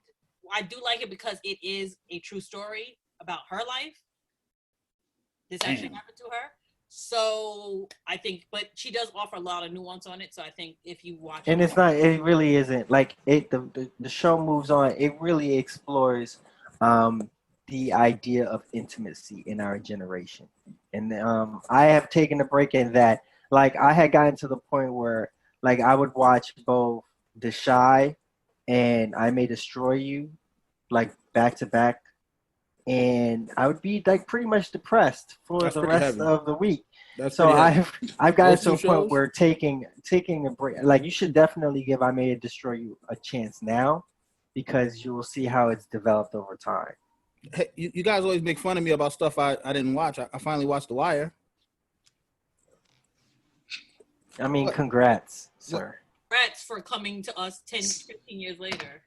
Well, he's like, wow, that Marlo guy's that Idris Elba, he's a hell of an actor. We know, Randy. Yeah. I'm not sure it's gonna go somewhere. Like, thanks, Randy. Yeah, I know. I'm super late, but I finally watched it. Randy be the nigga at work, be like, shit. I'm like, yeah, Randy, we know. Yeah, I missed all those jokes, man. Yeah, like you were past the part where Twitter and like the internet rediscovered the love for The Wire back in like from 2012 to 2015. So I'm late double time. Randy watched the nigga be surprised and was like, so that's where it's from. Yo, you know what's so crazy? That just Twitter, it was like a zoo, but that was No, what's so funny is like when I was watching parts of the show and that stuff happened, like when Weebay did the look around, I was like, oh, I know that. And when they showed Idris in the car and he was looking, I was like, oh, I know that too. And when the black gay cop girl and the black dude, and he was like this, and they both, I was like, I know that too. It was great. It was cool. Oh my god. Dog, yeah, you're way behind. Oh my god. What else is the next thing I should watch, y'all? What do I need to catch up? Yo, it's crazy that you're with the people that needed the end of the world to watch the show. You might as well try Sopranos while you're at it. Oh yeah, that I haven't watched that either. All right, Rob. All the head not rolling and stuff like that. All right, Rob. Yes, I didn't watch Sopranos. Nope. I watched Oz though. Oh, I want to mention. Oh God. That all y'all should watch. Y'all should watch P-Valley. Yes. What's that on? Jade, thank you for calling me. It is an amazing show. P-Valley is on Stars. It is incredibly talented. It's on what? Stars. Okay. P-Valley's on Stars. Just make sure you have some singles when you watch it. You need singles. It's about a fictional strip club in the South. That's all I would say. But the woman that wrote it is a known playwright. Screamer. She could be a screamer. She's a known playwright that wrote it and then realized that it needed to be turned into the show. And the woman who directs the show is Karina Evans, who is also Little Lex's daughter. So all right, I'll check it out. Reason to watch it. That should be enough reason to watch it. But that's all I'm gonna say. Watch it, and then we can probably discuss it in the next episode. But is the season done already? No.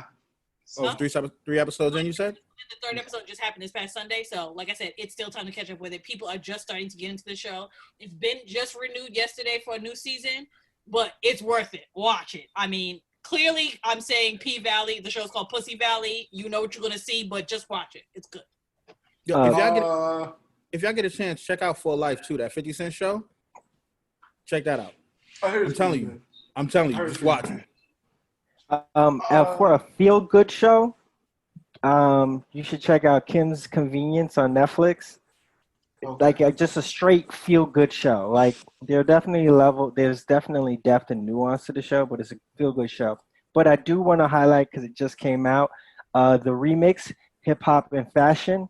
Yes. Have you seen it, Jade? I watched it. I have some issues with it, but I'll explain. But you watch it. Okay, I just think that it's great to highlight Black women and queer men of color who have had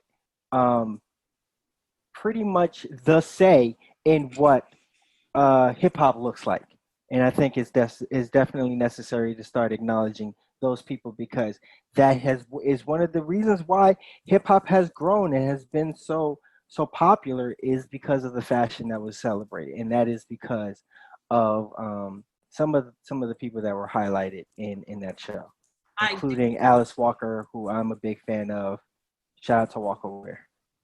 Absolutely. Issue with it. It's good. Everybody should watch it. It's great. It just talks a lot about hip hop fashion, but I felt like it really talked about three main people, and I felt like by them excluding one person, which is June Ambrose, who had a very big hand in bad boy fashion, Rockefeller fashion, and other girls like Mary and some of the like Foxy, all those other girls, I think was a giant misstep in the whole thing. I understood the point of view the person was trying to make, but by not including June, you're literally including half of the story. Not like literally not acknowledging half of the story. I'm saying the other two people are a big part of it, but not including June is literally like a crime. So there should be no hip hop fashion thing without June Ambrose in it, because she still pushes for hip hop fashion in a lot of ways other people do. So the fact they didn't include her, I felt a way about, but it was a great documentary and it gave a lot of insight on a lot of stuff that I didn't know that both of these people had gone through in their transition and their thing of stop. But it's great. Everybody should watch it. June was at that Grammy party I went to, so I definitely agree with you. June. No, talk about fashion or anything. Like should never be a thing. Like shouldn't even be made. So you definitely agree because you have a personal connection with her? No, I'm just saying the fact that she was in Sounds about right. Some of the. Let's cut radio. Yo, scammer alert. So unfortunately, me and Jay did not get off-white fours. So Virgil, keeping it to Virgil. He's the cool. I just want to point out that this goes back to that classic Rick and Morty line. Your boos mean nothing to me because I see what you people cheer for. Virgil literally probably has that as a screenshot in his studio. You niggas Somebody told me crucified me, and I gave y'all off-white 4s, and y'all loved me again. It's crazy. No, I mean, Like, it's literally I crazy. don't like him again because unfortunately he has done something since that is equally questionable. But the way off-white 4s, niggas was like, look, Off-white we 4s, don't like you. money is money. It's a pandemic, and off-white 4s are almost going for $1,500 right now. So money's money. Yeah, it sucks. We need off-white 4s. The Union 4 dropped today. Pictures for the Union 4. We should give. I can't give them an L. I will say this. I have talked to some people. Certain people have posted it on their Instagram account saying that it's dope. I know that it's cap. I can't say those people's names Because you due to the fact that I want to continue my relationships politically. But them shoes are trash. I will say it. Cat, okay? Clark put it up in his cap. Listen, those shoes Clark can't put it up, and I was just like, Clark, come on. Oh, now you get a backbone because Jay said something. Wow. Yeah, I mean, wow. she gave me the battery, so it was pretty bad. The shoe is probably the ugliest shoe I've ever seen, as far as a collaborative effort goes. It's horrible. I really like Chris Gibbs and his wife. I forgot his wife's name. I'm going to be annoyed that I don't remember her name because I like what they do at Union. I like their Black Lives Matter. I love what they do at Union. Yeah. They created one of the greatest Jordan 1 colorways that have come out probably in the last 10 years for a non-Jordan color playing way. And to follow it up with that sophomore jinx of that 4 is bad. So, like, I feel bad for them. I'm sure people are going to buy it because I'm sure it's going to resell. Unfortunately, because that's just what it is, the climate right now. But it's poo. The only other It's thing, the ugliest shoe I've ever seen. only other thing that's really, nothing's really coming out. A lot of releases have been pulled or pushed back. There was an ACG dunk that was supposed to come out. That's been pushed back to whenever. A lot of stuff is really going to come out that's kind of good in the holiday season. There's like a brownish black, kind of like a reverse Travis Scott that's kind of coming out, a one that's coming out in the holidays. That's great. Mostly everybody, honestly, now, or my personal plan has just been about Air Forces. Honestly, that's really it. Like, Air Forces have really made it come back, and I feel like the return of kind of vintage sneakers has kind of come back. I feel like an unfortunate thing of the looting has been that people have been kind of more going back and buying older sneakers because a lot of the newer sneakers were looted. A lot of the sneakers have been sold off, or people are just hoarding them. And the market is kind of in a funny place. The sneakers have jumped up in price because a lot of the stores were looted. So people who have the expensive sneakers are able to now charge whatever they like. And a lot of stores just don't have the inventory. So unfortunately, they have to buy it kind of back from the looters. Yep. So it's just right now in the sneakerhead community. But honestly, I think the thing is that it's made people kind of look back at other sneakers. And people are starting to buy other things. I mean, Jay John has a New Balance that's coming out. New Balance has been making a lot of great collab with people. So I think they're starting to jump up now in popularity. Adidas, I feel like they're in a tangle right now with the Yeezy thing. Yeezys, unfortunately, still do sell. But Kanye's recent acts are just, I think they put a lot of it in jeopardy. And I just don't know what's going to happen now with Yeezy, going forward. He's made some great ones, but I'm just like, I think a lot of people are more focusing on his views now, and I think it's fucking up the money. And Pharrell just hasn't created anything interesting enough for the human-made part of his Adidas collab, so I just don't know anybody over there is really moving anything forward on Adidas. But Nike is definitely going hard right now, so. They are, but I think there's a lot of misses too. The denim Jordan 3s that are coming out of trash.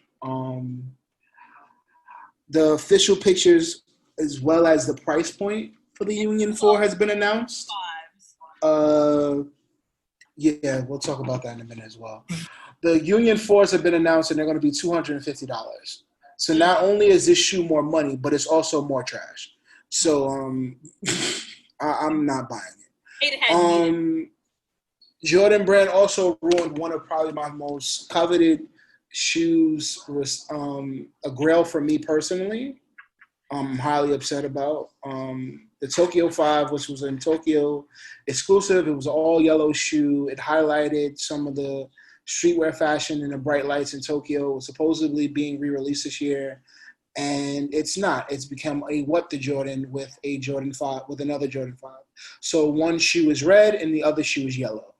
And yeah, this is all Jade's fault, because when I called Jade Goodman and I said, yo, I think Tokyo 5s are coming out, and she was like, Rob, don't get your hypes up because it's Jordan brand and you know they love to let you down. Literally 2 days later, the pictures dropped and I was like, yo, what the fuck is this? So I hit my mans at Jordan brand and I asked him, and me and Jade both agreed. I was like, yo, this is what happens when designers are left at home too much and they let their kids help them with their work. Yeah, like, don't because ask they're fucking ugly. This is what you come out with. Working from home was a mistake. You need to be back in the office because we got this with the Jordan 5 and it was a terrible mistake. So yeah, that's pretty much everything for the scam alert. I mean, buy off eBay and just live life because that's the only thing that's to do right now. Keep supporting that shell company. Yeah. Mr. Goodman, what's going on Deadass Weekly? Do what you will with this information, but the CDC confirmed that the coronavirus cases in New York City at the start of this pandemic were from Europe. Is the CDC still a group? Does that still exist? Yes, they're neutered, but they're still a thing. I don't even know anymore. I'm gonna be honest. Like I'm just wearing my motherfucking mask, dog. I'm just wearing my motherfucking mask and social distancing because, like, I mean, St. John's has said that they do not depend on they don't depend on their numbers from the CDC, so you can, I guess, still rely on their numbers. I don't know. I don't even understand why you need to start counting anymore. There's literally thousands of people being infected, new cases every day, tens of thousands of new cases every day. Up to 1,000 people die every day for this virus. So, 12 Marlin baseball players have been affected. It's up to 17 now. 17. What? Yeah, I heard it was 19. Oh my God! Yeah. Just throw the whole baseball team away, bro. So the baseball team. I heard it was 19, dog. Hold on. For coronavirus for the world, not just for the United States. Florida is the center for coronavirus for the world. So I'm not surprised that half the Marlins. Somehow LeBron is still balling out. I don't get it. He's in Orlando. That's Florida. Give us the ring, LeBron. Just get it. Just hand it to him. What else is going on in New York, Mr. Yeah, we spoke a little bit about it. Talking about Dykeman and Steinway, but New York did suspend liquor licenses for Brick Bar and MIA in Astoria, as well as. Could y'all hear that? Yeah, we can hear you. No, okay, you couldn't hear what was going on in my ears. Okay, cool. As well as Maspeth Pizza and Maspeth, and then Secrets Gentlemen's Club in Deer Park, Long Island. What the fuck is, like, y'all played yourselves. I mean, I'll be honest, like, I can understand, like, you the venue, and you're like, look, dog, it's the entire fucking street. But I feel like at some point before it became the entire fucking street, you should have stopped serving people. For real. What do you do with privilege? Because privilege is still alive and well. What's the privilege? Privilege is a strip club in Queens that is still moving and shaking. Oh. Jade, I know you see it on your timeline on Instagram. Actually, you know what? The three, I know we gave Randy a lot of smoke for Queens in the beginning, but I have to say the three most problematic areas I've seen on social media this whole pandemic has been Queens, Dykeman, and Harlem. No, like Harlem is wilding. Terrible. Like they have been having parties like it's 1997. Like Harlem has been bugging, so I can't give smoke to Queens. Queens was just bad because the city now got a wind of what was going on in Queens, but Harlem has been terrible. Harlem is bugging, but y'all keep East Flatbush in y'all prayers. Yeah. worse than the virus. Like the violence has Yeah, they are shooting everybody exploded out there. It's over wild. there, and like honestly, like this is what kind of happens to East Flatbush. Like we Every hear, summer. if you actually, you start looking at where the neighborhoods are where these shootings are happening. Mhm. Like East Flatbush is a hot spot in a way that Flatbush or East New York or even Brownsville has been. And so just keep that fucking neighborhood in your prayers. You're gonna put that on the sick and shut in list because they on fire over there. But yeah, they definitely partying hard uptown. Like, what y'all doing up there, dog? I mean, I got invited to a party and it was like, yeah, nigga, we're not wearing masks. That shit fake, bro. They here though. I was like, all right, I'm gonna stay home. But, as far as I know, it's like, look. But then I heard the pool parties in Long Island are lit right now. I'm hearing the pool parties in Long Island are different right now. The fact that lifeguards are out there catching corona. How you catching corona at the beach? At the beach? Like, how many niggas are you out there outside? Okay, Like, everybody's been at the beach this week. Long Island has now become a hotbed in New York for a cluster of new cases right now in New York. But they said that unfortunately, a lot of the beachgoers are hanging out outside of the beach and they are not social distancing. They said the beach is fine, but they're like, people who are going to the beach and lifeguards are hanging out in parties around the beach and catching corona. Did you guys I got invited to three house pool parties in Long Island. Did y'all see what the Chainsmokers did out in Long Island? With Yeah, their drive up concert where everybody got out their car? It was all on top of each other. Yeah, they are in trouble. They're being investigated by the state. Yeah. Yeah, bro. They're in trouble. But honestly, I'm not catching corona for the chain smokers. Like, honestly, that's an L for everybody involved. Like, you really risk your life for chain smokers? That's an L for y'all. That's an L for y'all. Mr. Goodman, can you talk about these scooters, please? Oh, yeah.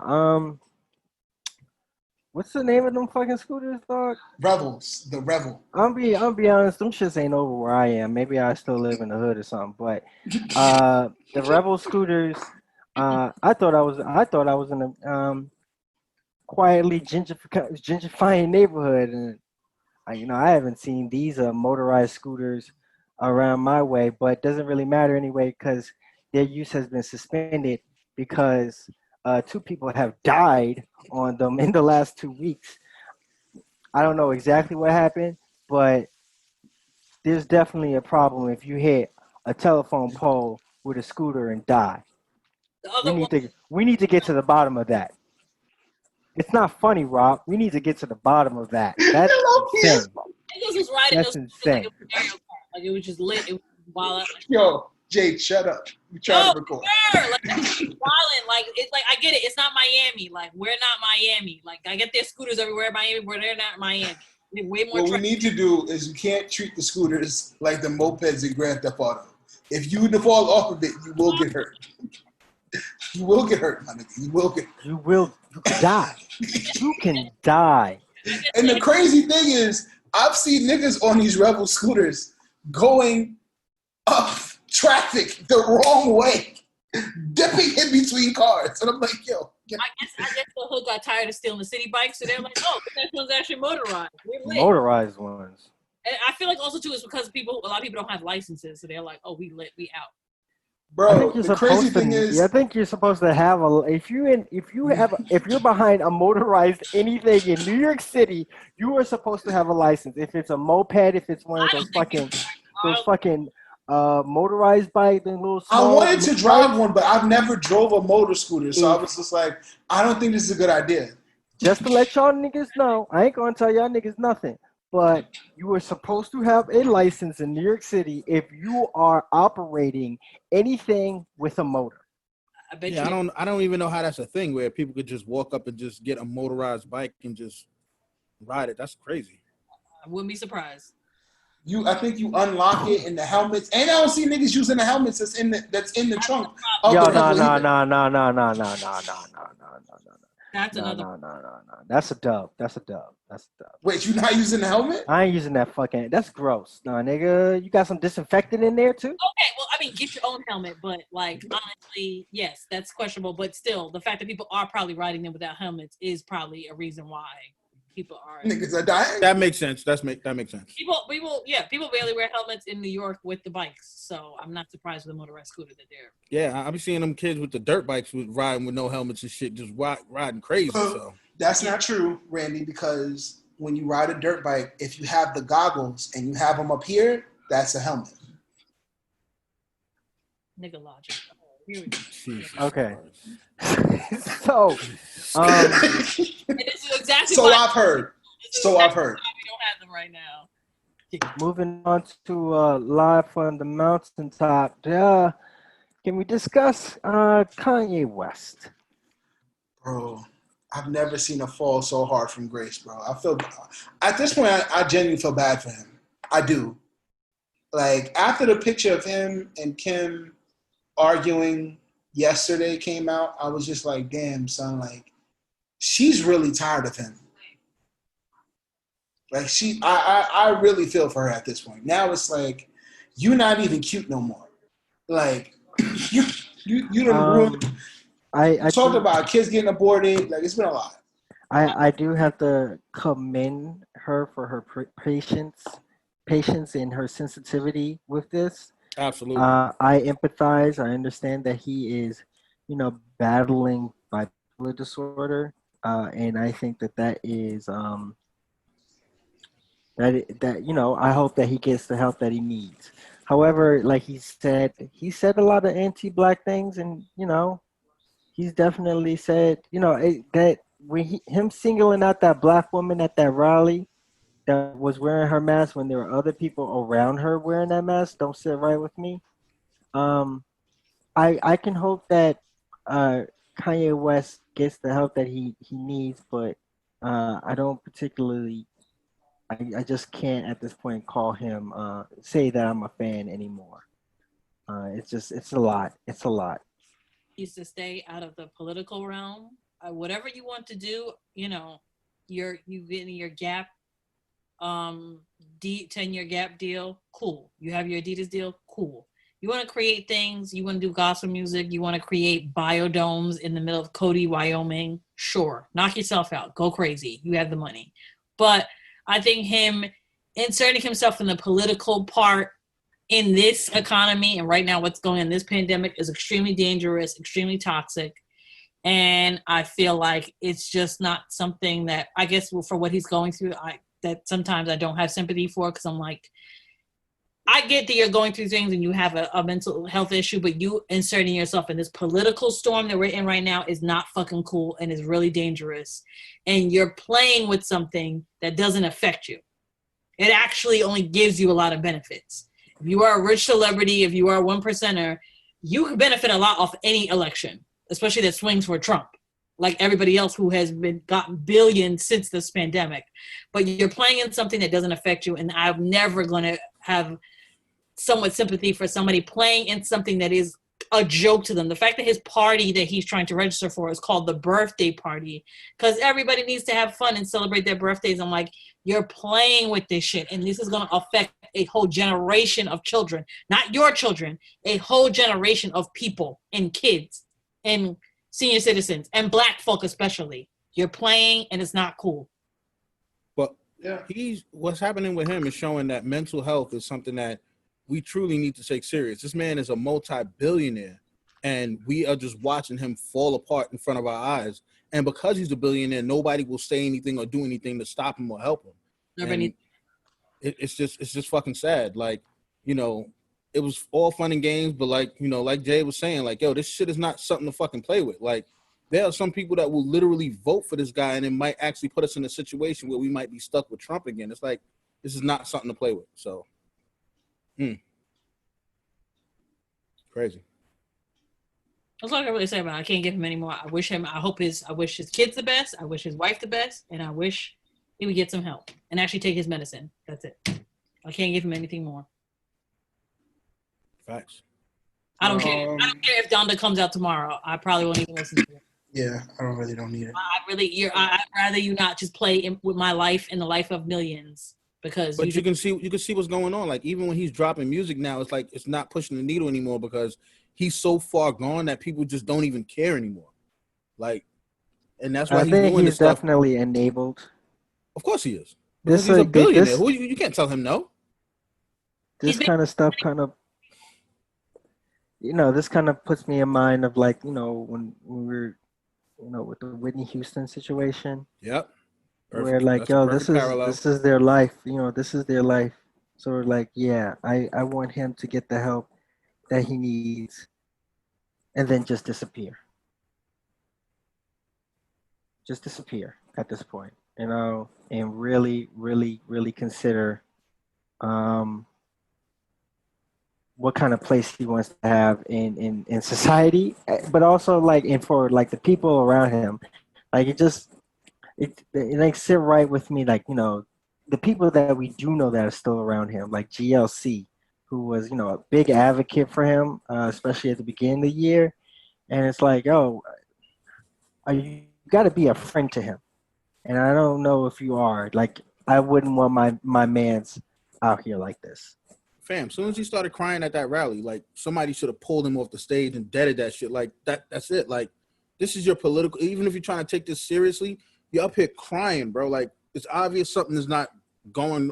It's not going right. Like it's fucked up, man. People they're enabling him. It's fucking sad. Yeah, it's heartbreaking to watch. My prayers goes out to him. It's there is a part of me that I feel like there is a social responsibility that needs to be taken as well, where we've enabled Kanye as a community for a while too. We've sheltered him through his mental health crises and his breakdowns, but there is a point where I look at Kanye where I'm like, all right, enough is enough. You know what you're doing is toxic, and if you don't, then someone should tell you that it's toxic. So that's my whole thoughts on it. Speaking of government, presidents be wildin'. Take it away, Goodman. It's gotten really hot in Portland of all places. Federal agents were mobilized against protesters, and I think that they're just escalating the situation personally. The ones that we've seen of them abducting people off the streets of Portland, assaulting a U.S. Navy veteran, and tear gassing mothers and fathers, white mothers and fathers. That's shocking me so much. Like to put all this energy toward white people, and you think this is gonna go well for you? Like, do you not see how the optics of this looks fucking insane? That white man was just killed. That other army vet was just killed the other day. Yeah. Married to a black woman.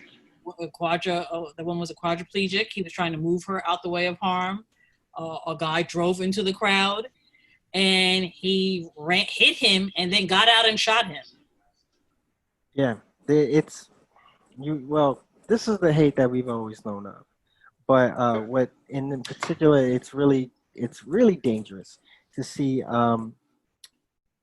federal agents mobilized in this way, let alone how they're acting. Like the fact that they're willing to just attack civilians like that aren't doing anything. Like the dude that was protesting, and they just walked up and sprayed him in his face. Like he's just fucking talking. Like what is happening? There was a protest today, and there has been footage that has just been put out that same thing is now happening in New York.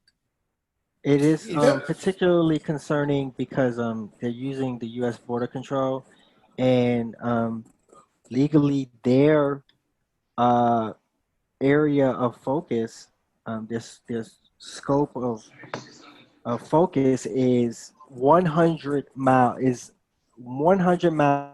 up to 100 miles from a border, which pretty much puts every coastal city, pretty much any major city, because they're all on most cities are coastal, they're near water. That's why they become cities, because of their shipping. But he has promised more federal law enforcement in cities run by liberal Democrats. I'm gonna be really sincere with y'all. with everybody that's listening to this, y'all need to like really sincerely, like y'all really need to consider like how y'all going to try to get out of this country if shit goes left. Like this man is becoming more fascist by the day. He's empowering his followers. He clearly has the support of law enforcement in this country. This can become Handmaid's Tale real quick. If you have an opportunity to get a passport for another country, to have dual citizenship with another country, get that fucking passport. If you need to figure out how you're going to get across the border, figure that out, because like it's getting legitimately like this is some legitimately scary shit that's happening in our country. And the crazy thing And is, he's already laying the groundwork.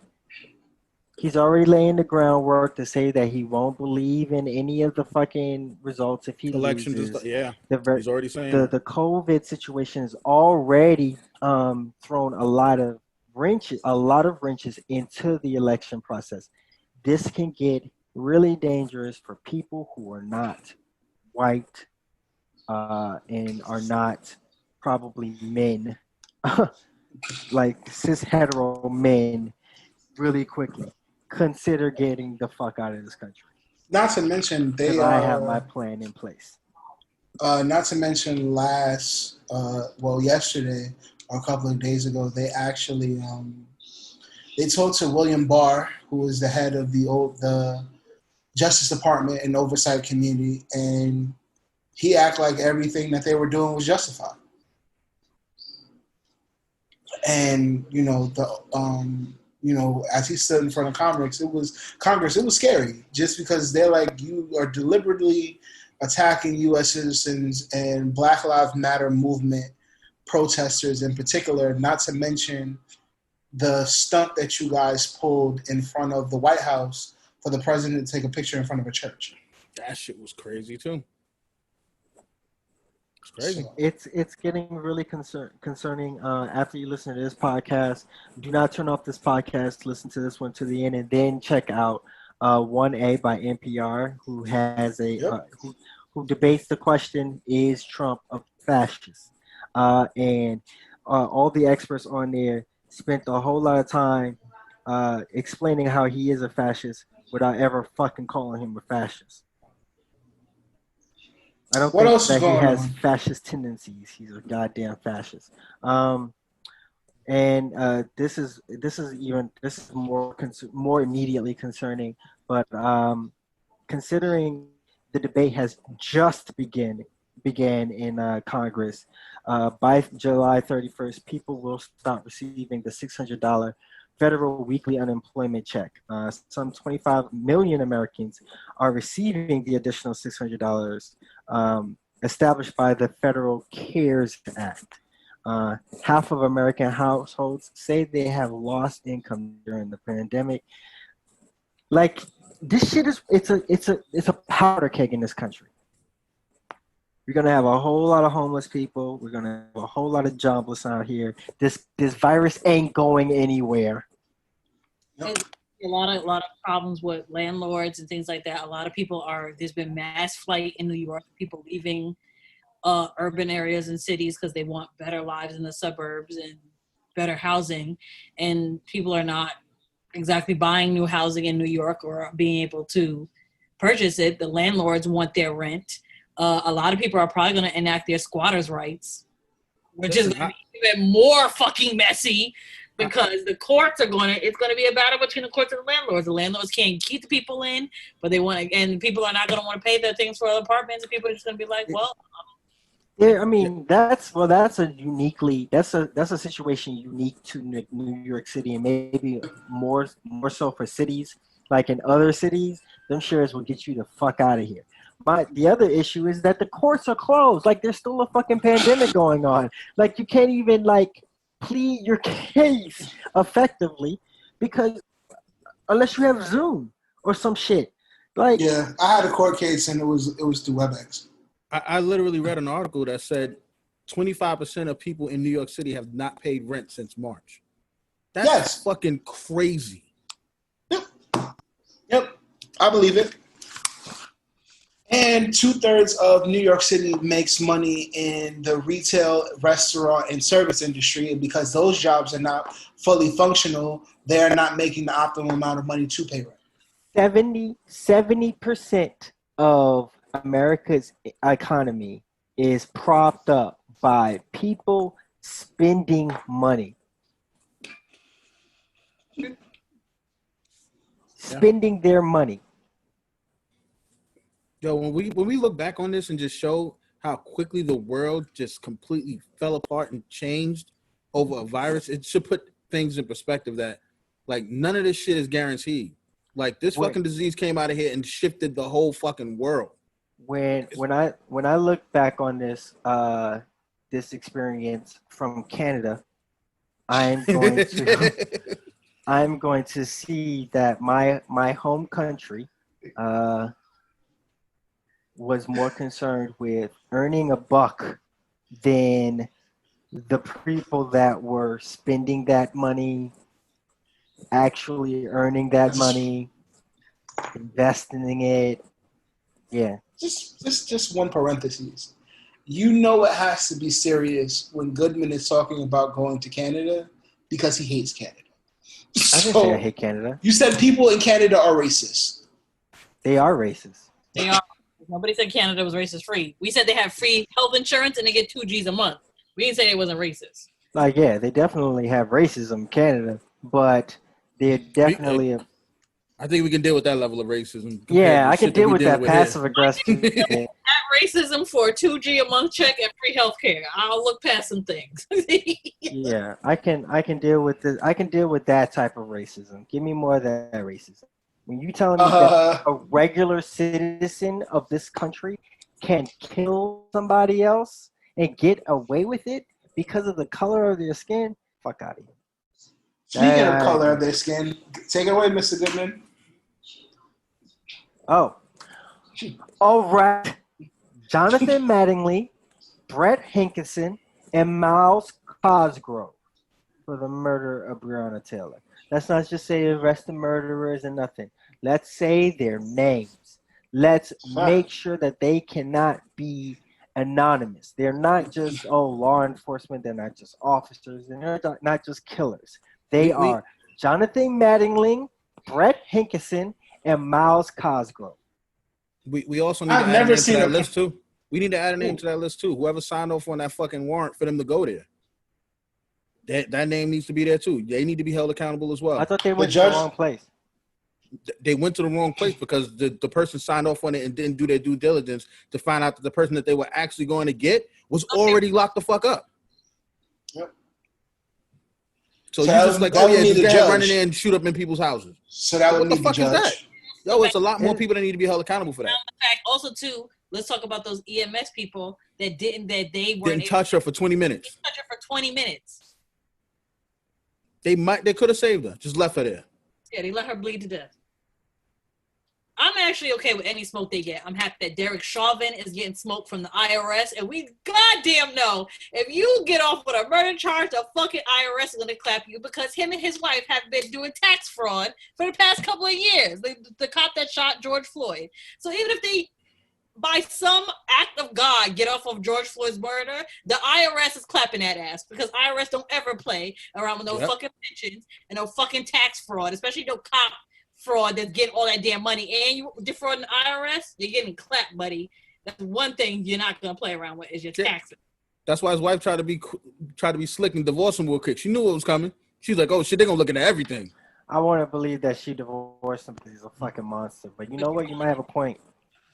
Yeah. Right. The adulting topic.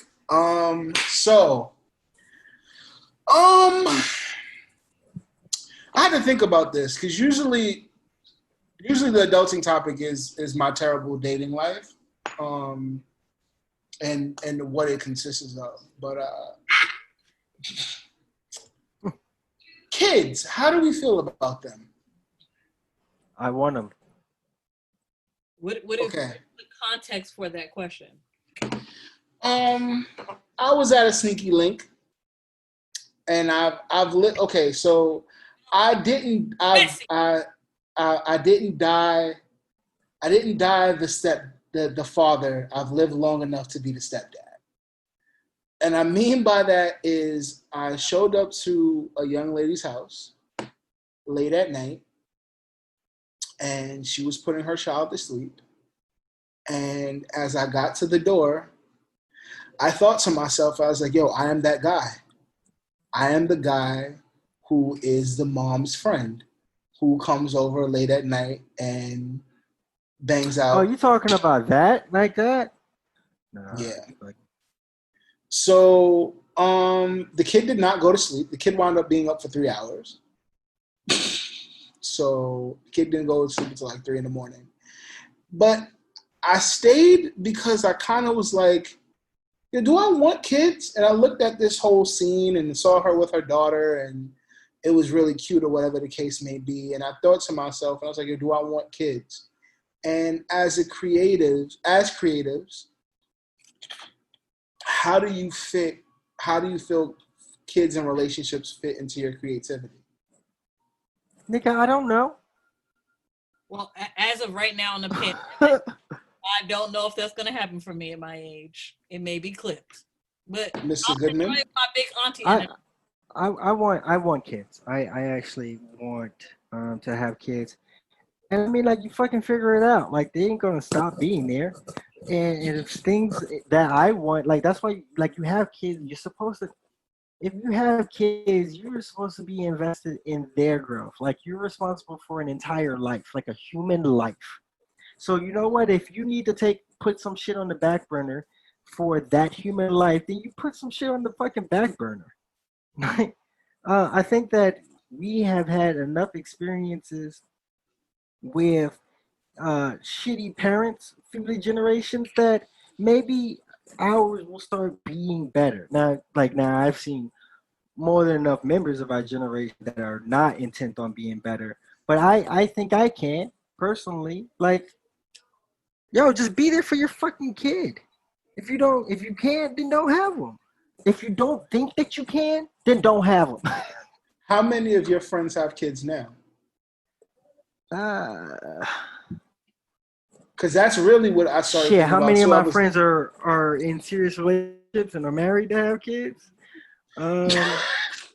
It's about a third. So I have like a third of friends that are not, like, are definitely, like, I have 2/3 of my friends do not have kids. A third of my friends do have kids, and you got kids, but they're, like, I would say that they're definitely way more invested than, I would say, like, older generations, like our older. Well, my parents weren't really invested in me at all, but which was the problem. All right, let's say that. Yeah, shout out to my father, but be there. Well, Randy?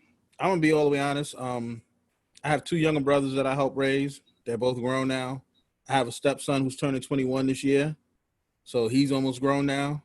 And just watching the world that we have right now, I don't feel it's fair to put a child into this world right now. Like, shit is so fucking crazy. Just watching how kids are acting nowadays and shit like that. Like, to see the way, like, if I have a daughter, to see how these young men be disrespecting women and shit like that. Like, I know I'll end up killing somebody. I just don't know. It would be nice to have kids to be able to just have a legacy that you live on with, but just seeing how this world is going, man, it's just to put that kind of stress on me, knowing that I'm bringing a life that I'm trying to take care of, and there's going to be a point where I can't be there to control what this person is doing to protect them. It's fucking terrifying. So I don't think it's going to happen for me.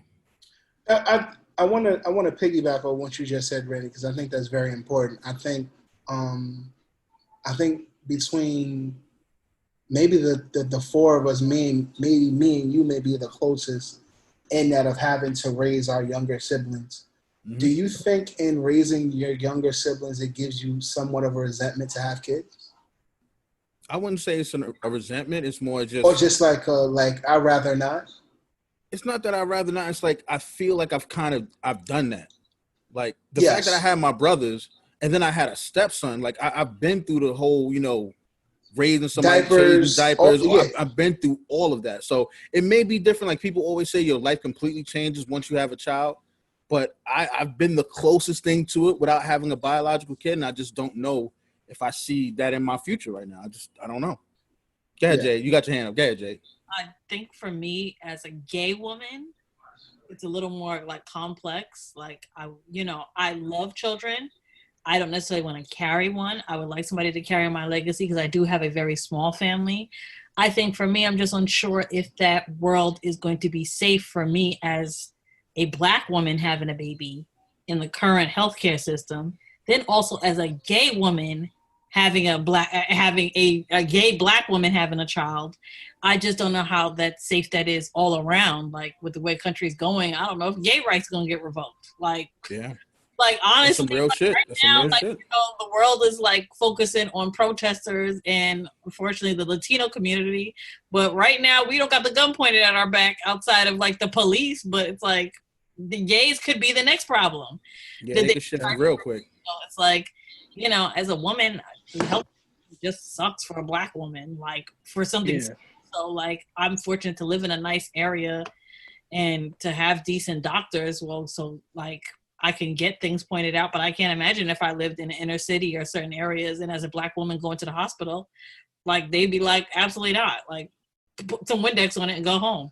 But I just realized that women, like the mortality rate for Black women having babies is just like 248% mortality rate of death. Like those odds are just against you. Like the odds are against my vagina. So I don't know if that's safe for me to have a child outside of my sexuality. I just don't know if I 100% feel safe. I mean, feel safe maybe adopting a child at some point, but I'm in a relationship, so like I just don't know what the world is going to even hold for us.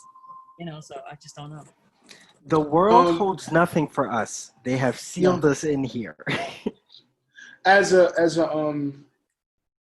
true transparency, I am a fuckboy now. I'm not driving the bus, and I'm not on the back of the bus, but I am on the bus. Card, and it's a monthly. Actually, because you can't get on the bus from the front of the bus, I hopped on the back of the bus and I just sat down. Even worse. It's just, I don't know. Like I look at family sometimes, and when I see it. Like my friend, like some of my family's like, yo, you should just move down south. And I'm like, move down south and have a family and be completely washed. And then think about all the things I could have had and what I didn't do and all the dreams that I had and just wash them away just to say I have a wife and kids. But the rest of you niggas, I'd rather not. Now, and that may sound crazy. And guys, let me know if I'm wrong in thinking that way. But there are some people. You're not wrong for how you feel. I feel like sometimes I see people with kids and family, and I'm just like, yo, nigga, that's what you wanted? Like, that's what it's all for? No, that should be looking stressful from the outside in. And then they be saying, like, that shit is mad fulfilling and shit. I was like, yeah, but where that shit at? I don't know. I mean, I just feel yes, sir. This nigga's spitting.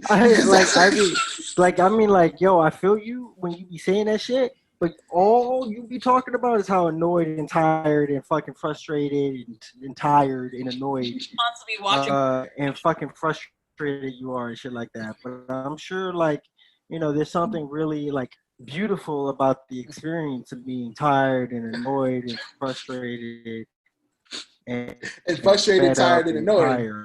And annoyed. But like, yo, salute to that. I want that for myself eventually, for real, like I do. And I also am not in my 5-year plan. America don't make it to the end of that, so we're gonna see. Yeah, Saul is really out of here, man. It's a good thing we can do this podcast remotely because Saul ain't gonna be here. It's cold in Canada, but I'm here, guys. Saul Goodman, I'm here. Lion Goodman, I'm here. I got a Raptors jersey now. Yeah, I'm not even going to be using the Lion the best side. No, don't be disrespectful. I can. OVO Lion? Is that what I can root for my Nets.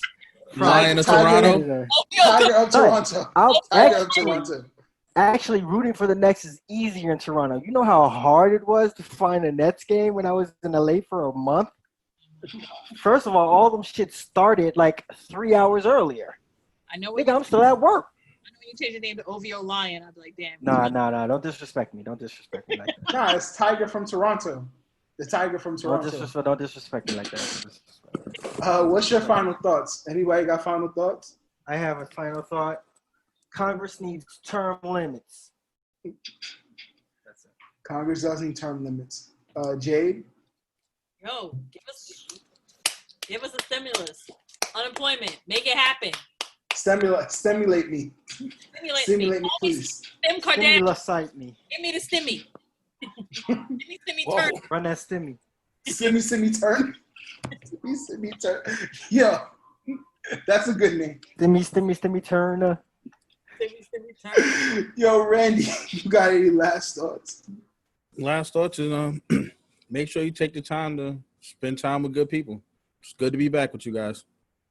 It's good to have you, Good Randy. to have you back. Good to have you back. My last thought. CPR is just a human version of blowing into a video game cartridge hoping it'll work again. You didn't come up with that. He didn't. He was definitely reading that off of something. But it sounded really good when I thought about it. That shit was fucking hilarious. Okay. What part were you on to get that quote? Like, what part of Gamer Reddit were you on to get that quote? Somebody sent it to me, and I was like, you know what? You're right, because it's literally the same thing. It's not literally the same thing. There's also the chest compressions that you have to do, and also check. Okay, you don't remember when you had to do the on and off on the Super Nintendo real fast and make sure it come back on? Come on, it's the same thing. No, I've never been that poor. Sorry. I've had to do it before. I've had a couple of. I've never. I kept things clean in my. You had the ficky on the Super Nintendo. After a while, we're a little sketchy. No, you gotta blow it. You gotta blow it under your t-shirt because you want to blow spit in there. Oh man! Yo, that is wild. Okay. That was really a thing, bro. No, Yo, it was son. never a thing here. Sorry. Yes, it was. come You on. had to blow It into was the not a cartridge to thing make for it me, work, sir. bro. No, I did have to blow on my cartridge, but that whole flicking that shit off like it's a goddamn. I'd have to flick it back. No, I'm sorry. I kept dust out of my console. Thank you very much. Such a nerd. Yo, this is public service announcement. Never a safe space. We only do it for the culture. We never do it for the industry. We out. Bang, bang. This has been a public service announcement with Robbie Digital, Bones, and Saul Goodman. If you enjoyed the podcast and would like to check out past and future episodes, subscribe, rate, and review on iTunes at Public Service Announcement and subscribe on SoundCloud at PSA NYC Squad. You can also check out additional content on Twitter and Instagram at PSA NYC Squad. It's lit.